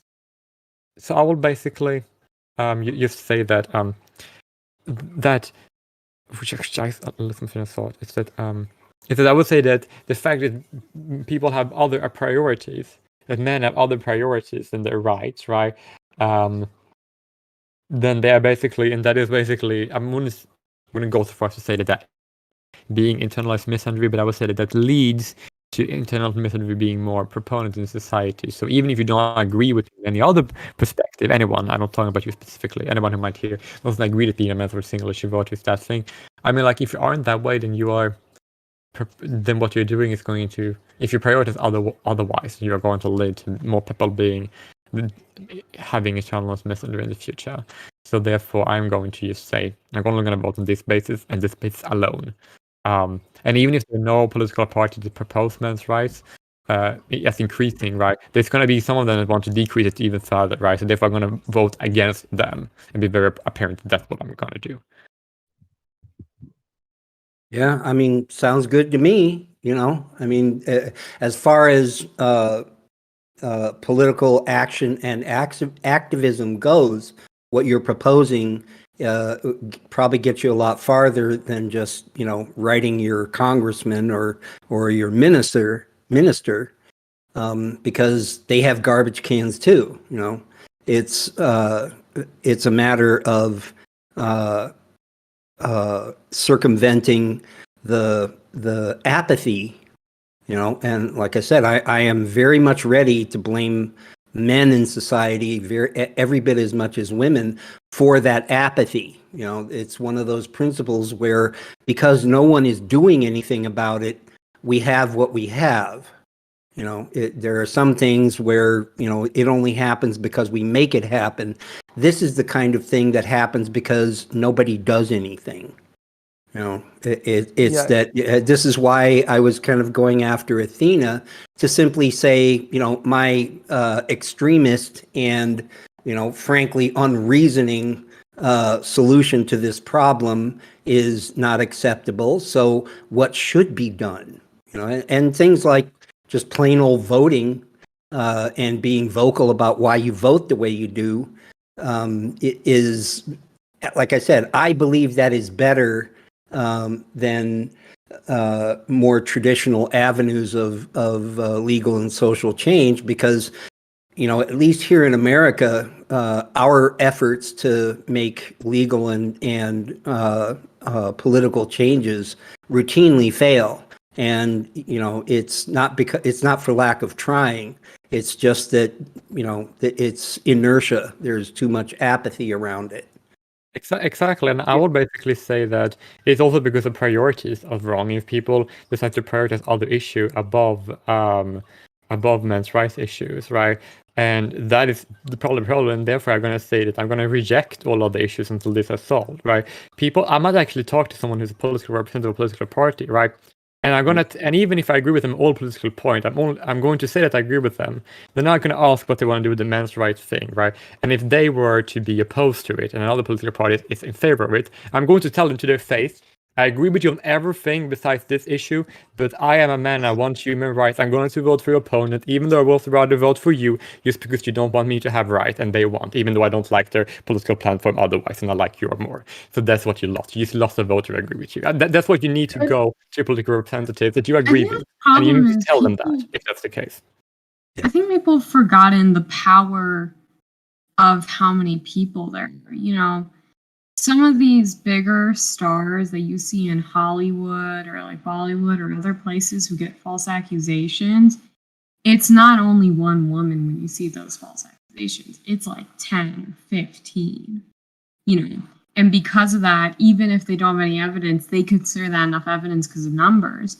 And when it comes to voting, change can also be made in numbers. I think that might be one of the issues is people don't remember how effective numbers can be when it comes to issues like this, There are, I'll admit, a lot of backlash from society about men's rights and stuff, and so many people don't want to do it. But there are a lot of people who actually acknowledge it or are very neutral, but they don't want to support it, as you said, because the priorities in our things, and they realize if they support it, their priorities get fucked with. What they forget, though, is if enough people teamed up together, at least in the States, hopefully in other countries too, if enough numbers of people end up grouping up together, making votes, going on protests, it starts getting attention. Les, you brought up letters don't work. Interesting case in point with that. One letter won't work. 30 letters may not work. But when they try to pass a law in the state of Illinois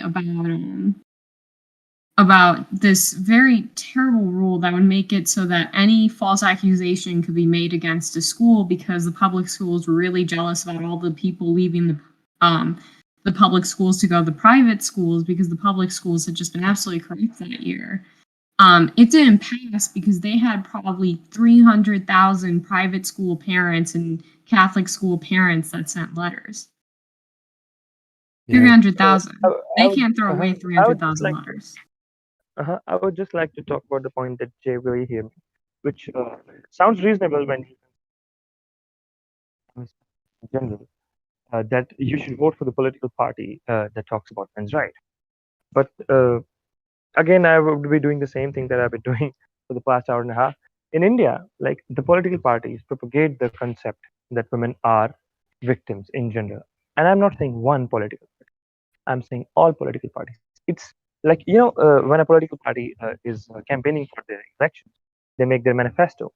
Every single political party's manifesto contains the line, "We will protect our daughters and sisters." It's in Hindi, so I'm just translating it very crudely into English, that we are going to provide protection for women. Obviously, they don't do anything about it. This is just, but to make this claim, first they have to, again, the main topic was internal misandry. So first they instigate the idea that women are victims, and then when the election times come, then they instigate the idea that we will protect these victims. So in Indian politics, I've been studying Indian politics is basically crap. It's about earning as much money as possible. For those of you who don't know, India is an incredibly corrupt country, especially when it comes to politics. Every politician becomes a billionaire. Every politician becomes a billionaire once they get elected, and they only need to get elected once to become a billionaire. Yeah, and that's an argument. And I'm not even kidding. You can ask any Indian about it. Like the fastest way to make money is to become a politician. You can make the yes, you can make the most No, no, amount of no. money when you become a politician. But again, coming back to the original point, which was if I vote for the political that talks about men's rights, there is a chance that I might get my rights back. But when we consider that I have four options and all four of them are the ones instigating the idea that women are victims and then giving the idea that they are going to be the ones to provide protection for them, I don't see this option in my country. I seriously don't. I hope that you guys do, and I hope that you guys change this. But from where I am looking, from where I stand, I don't even see this tiny light at the end of the tunnel, to be honest. Now, I'm not being, now I'm not exaggerating it. I'm not trying to make it bigger than it is. I'm seriously telling you the situation as it is. And No, I'm still I not going to. No, listen. Go ahead. like to I, add I would, I something. would, I would just like to Please, say. go ahead. Sorry, could I Please just go say ahead. something, It has please? been trying to One solve person for a at a while. time, please, please. One person at a time. Kate, you go on. Okay. So I just wanted to say that I'm sorry that you feel that way, but what I think that really we need is a form of conscious raising, which is kind of what I'm working on right now with my book that explains pretty much everything that we've been saying. And people have tried this before, but unfortunately, they've been quite censored quite a bit. But I think really what we need is conscious raising, because people have been raised to believe that there's no such thing as misandry, right? So I write in my book a quote from, I think, Dr. Michael Kimmel, that he said that even though misandry can exist, it can't be institutional or systemic the way misogyny is. Therefore, it isn't really that big of a deal, right? And Robin Morgan, who used to be an editor for Miss Magazine, she said that hating men is a viable and political act because the oppressor will, or rather the oppressed will always hate the oppressor, right? So now I talk about why, in fact, like, the thing is, here's the thing: if it was absolutely true that men were indeed oppressing women, I wouldn't have that big of a deal with misandry, because, like, I see it the same way that a slave would hate their enslaver. I don't really find a problem with that. But the problem that I find with this statement is that men are not oppressing women, and men have been doing a lot to help women, right? And people, they don't really see that. They just see women as the oppressed sex, and not the one who's actually protected from a lot of things, right? So I think what we really need is some conscious raising, right? And that's what we should work on, and a lot of us are working on that. um in the same way that a lot of feminists, they did do conscious raising, right? But they did their own really skewed version of conscious raising, which is to tell women who were genuinely happy with their own lives that they were oppressed, even though they're the ones who wanted to get married, they were the ones who wanted to have kids, they were the ones who wanted to stay home and then not work. They were now being told that they are the ones who need to be liberated from their husband and their kids, which is their version of conscious raising, right? So I really do think that there can be a big change, and that doesn't mean turning around and now hating women or saying that women are the oppressors, because women are not the oppressors either, right? But let's be honest, there's a lot of systemic discrimination against men from both men and women, so I do think there is a change. We just need to get the word out and just to have an honest discussion about these things. So I think the key word here, or rather the keywords here, is conscious raising. Anyway, that's my opinion. And on that, believe it or not, there is a way to make that happen, but mostly it's one person at a time. And it has to do, with basically negotiating this from a position of at least some strength, to be able to say to anyone, any interlocutor, look, I don't have to play. If you want me engaged, if you want me involved, you're going to have to give me something. The way things are right now just can't stand. It's not sustainable for one thing, and for another thing, it's causing untold misery. But it has to be put in those terms. It has to be explained like, look, enough is enough, and it's not to be tolerated. If you'd like to help change something, you know where to find me. But if you want things to stay the way they are, then buckle up, because it's going to be a rough ride from here. And, I, as an individual person, I can't even stop that. I can't even put the brakes on that. A small group of people can't stop that. As you said, Kate, it really kind of has to be everybody, being at least aware enough, to go cast a vote, or even write their congressperson or minister, and say, this is no longer acceptable. And when, I tell people that, suicide rates among men and other deaths by despair are very high. But I also say, you got to understand that if things don't change for the better for men, and there's a sudden drop in deaths by despair, that's when it's time to worry. Because it's not like these guys are suddenly going to find, a new love for life.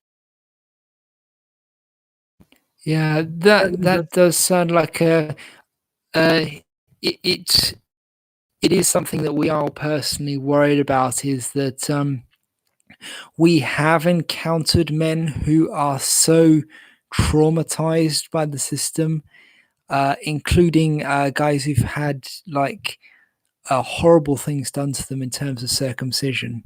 Like their penis is basically unusable to a large extent, because some of them lost the head of their penis and things like that.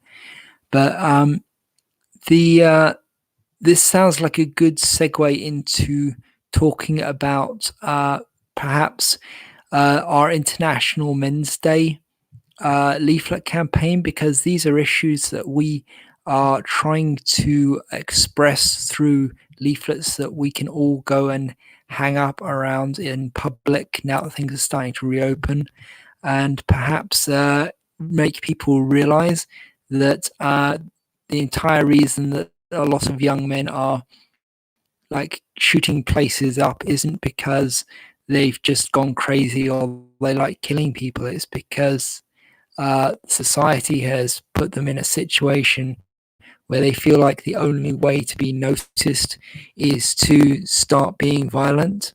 And it's like a nihilistic sort of explosion, basically, where they feel like they have to lash out. It's it's something you can talk people back from. But anyway, we do have openings for people to design the content of leaflets, not the actual icon. Well, if you want to draw the leaflets themselves, please do contact me via DMs. But if you want to design the contents of the leaflet, like give us some snappy slogans we can put on them, things like that, then please, do get on board with this. Zeta is the person organizing most of it, but you can also contact me. All right. This is Sahil again. Or if you know a group that's interested in joining on this too, you can contact Ma or Zeta or Blue. Okay. So I just wanted to say that this was my first time joining this discussion, and I finally find people who actually understand, willing to have intelligent discussion on these complex issues. And I thank you all for having me and letting me talk and listening. And because I need to go now, because it's literally midnight in India, I have to be up at 5. So thank you so much for everyone for listening, and I will try my best to join again and try my best to provide good discussions and ideas of what we can do in the future. Thank you so much, everyone. All right, thank you, Sahil, and have good night's sleep, I guess. What's left of it. Yeah. Good night, everyone. All right. Well, I feel like unless if you guys want to carry on, we can do. But it does feel like the chat has reached a natural end point. If you all guys want to go off and get your dinner or whatever, that's fine by us. No, I already have my dinner, so I can stay on for a while. Had a few more things. Okay then. Yeah, I'm still up for a chat. All right then. Cool. Okay, so Internalized Misandry. Has anyone got any examples that they'd like to share? Obviously, we've already we've discussed a couple, but if you want to pitch in with one, now's the time.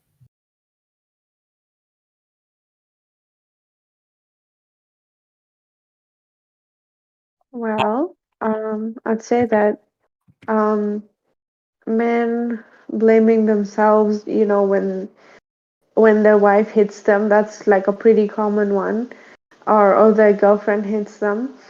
Men, saying things like, we've kept women down too long. It's time for, women to rise up and men to, keep quiet and that kind of thing. And yeah, I guess those are two examples. Like I would say one example where men literally are KO is like they basically say that like keeping circumcision legal, right? Is one example, and also keeping like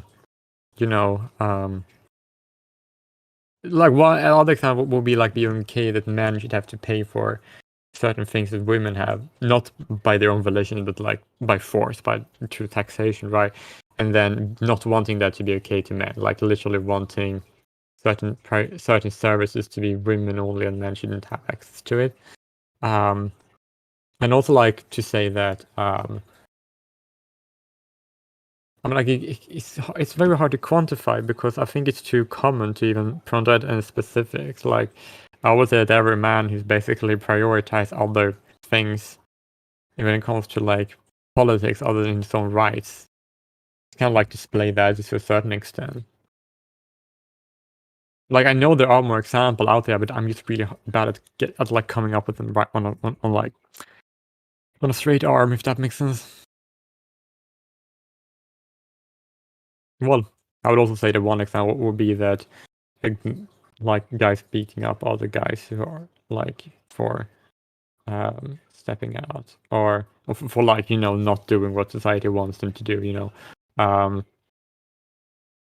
they wouldn't do that to like a girl. And also like I don't know, one example could be like if a lot of men that are grown up in families where they think the boys are shit and girls are like better, then they will like just think that's so, and then you just like go on with it because they think it's just like that they are bad because they've been told that they are bad, Yeah, to go back to what I was saying about Doctor Who, it's very interesting that we've got a male director on Doctor Who is just filling the show with hatred of their primary demographic, which is young boys and young men. But this is something we see across all TV. Like basically every show is the dad is stupid, the 6-year-old daughter is smarter than him.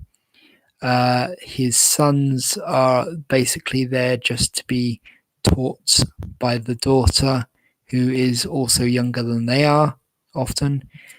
We see this going back to the Cosby Show, to other like 90s TV. The Simpsons. The Simpsons did it.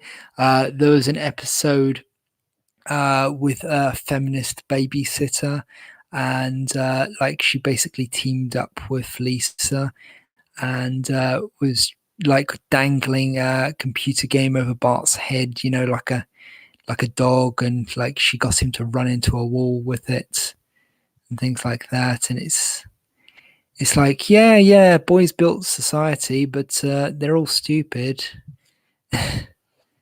You know,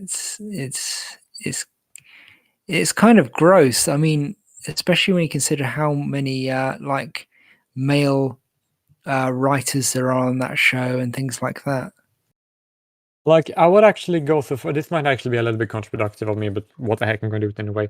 I do believe a lot of these men basically, the reason why they have it is because they are actually themselves sexist towards women, and they will, and because they, but they don't want to take responsibility, so they just project that on society, on male norms, and they just like to bash men just to, as a safe sounding front. Because like when you brought up Doctor Who, right? I find it very, very good example of that, because the writer, he basically, or the director, I don't know, he basically is actually kind of sexist towards women in a way, because he basically gives the female Doctor a lot for one season, far less screen time, right, than any of the other director gave the male Doctor any previous season, right? So like a female Doctor with less screen time than all other Doctors. It's like, it's not really a big issue, but it is, if nitpick speaking, kind of sexist. So of course, if you do that, you want to like disguise that by man bashing, because then the sexism towards women is like, they basically use misandry to so that your misogyny would be less apparent. I think now basically sound like what I think a lot of radical feminists might actually say similar things like this, but so it might be counterproductive, but hey, it's just like a perspective I see that kind of makes sense to me, but not always, but in certain aspects it makes sense.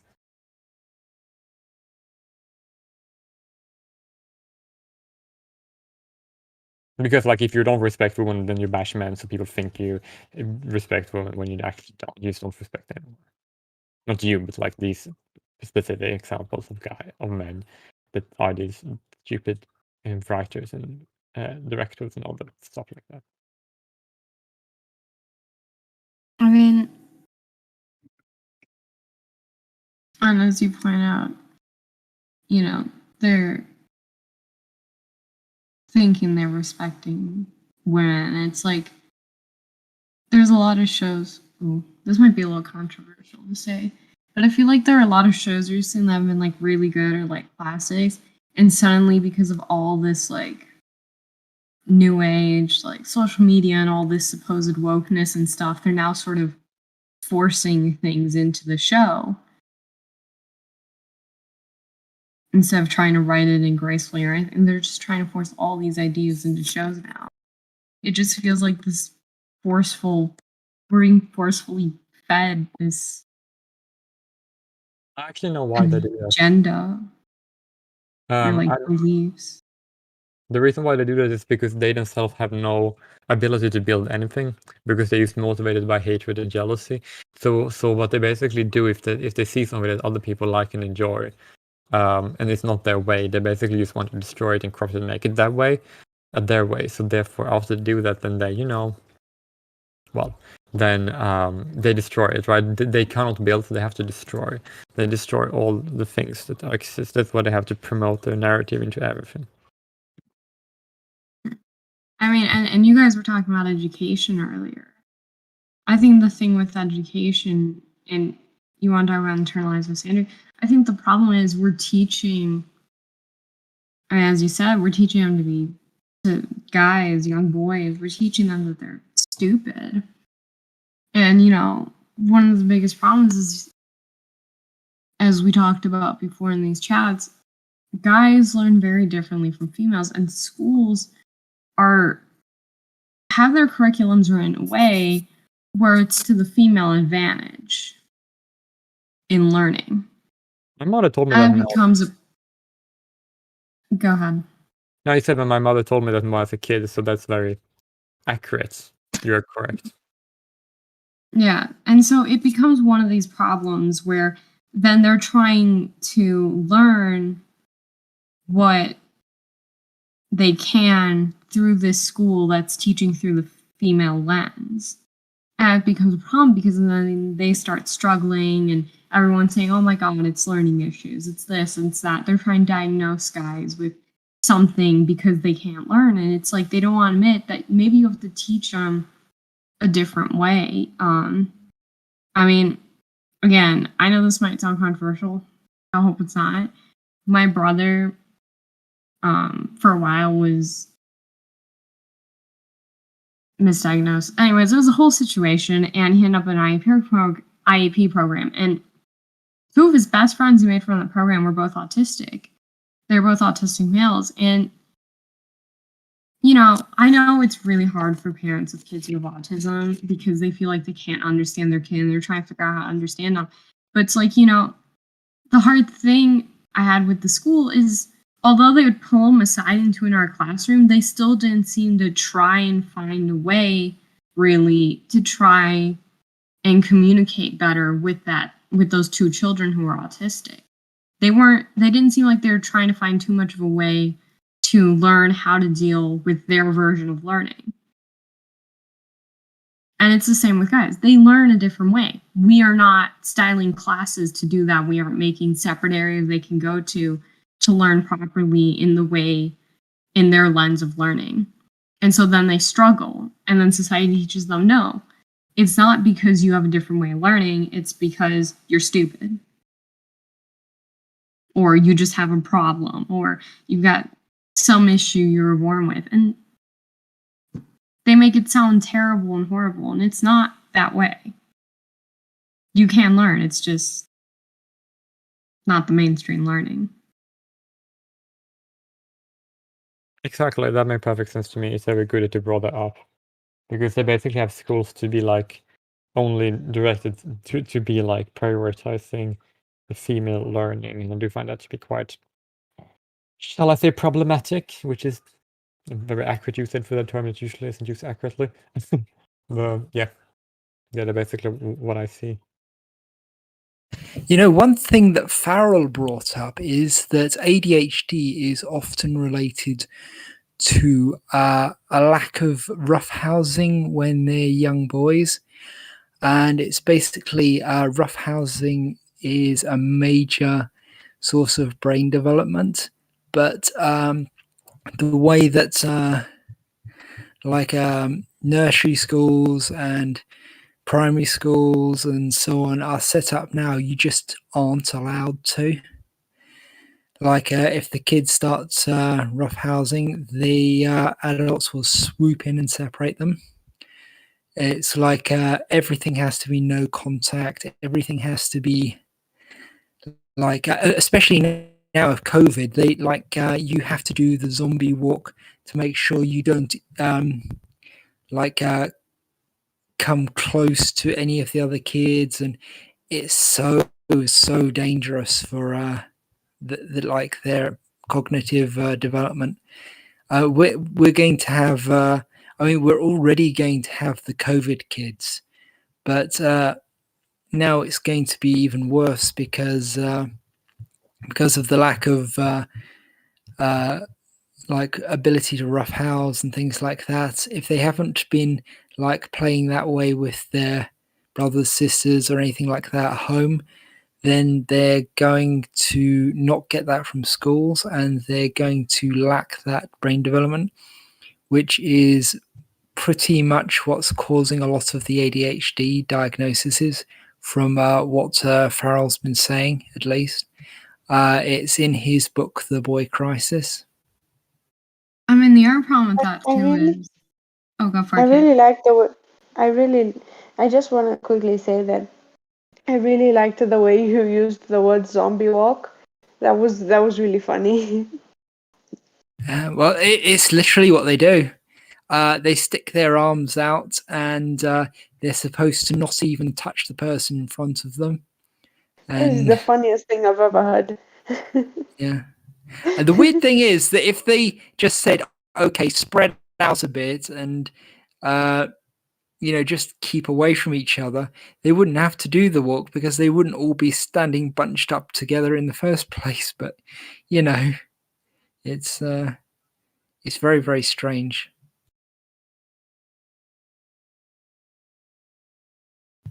Yeah. Okay. So, did Darkisha, did you want to say something there? To be honest, I just lost my train of thought. It's getting quite late for me, and I can feel my eyes burning. So, if you guys want to call it quits, then I'm quite happy to sign off here while we're still on a high. Sounds good. All right then. Well, thank you and welcome. Thank you and good night, everyone who's been listening in on the stream. It's been great having everyone here. Although a few people have signed off since we started, and they're not here to hear this. But thank you all for coming, and we will be here again next Friday, 5 p.m. UK time, 11 a.m. Central Time, American time. And we are always interested in what you want to talk about. So if you want to send us a topic for next week, then please do. If not, we do have a backup one. But that's about it then. Good night, everyone.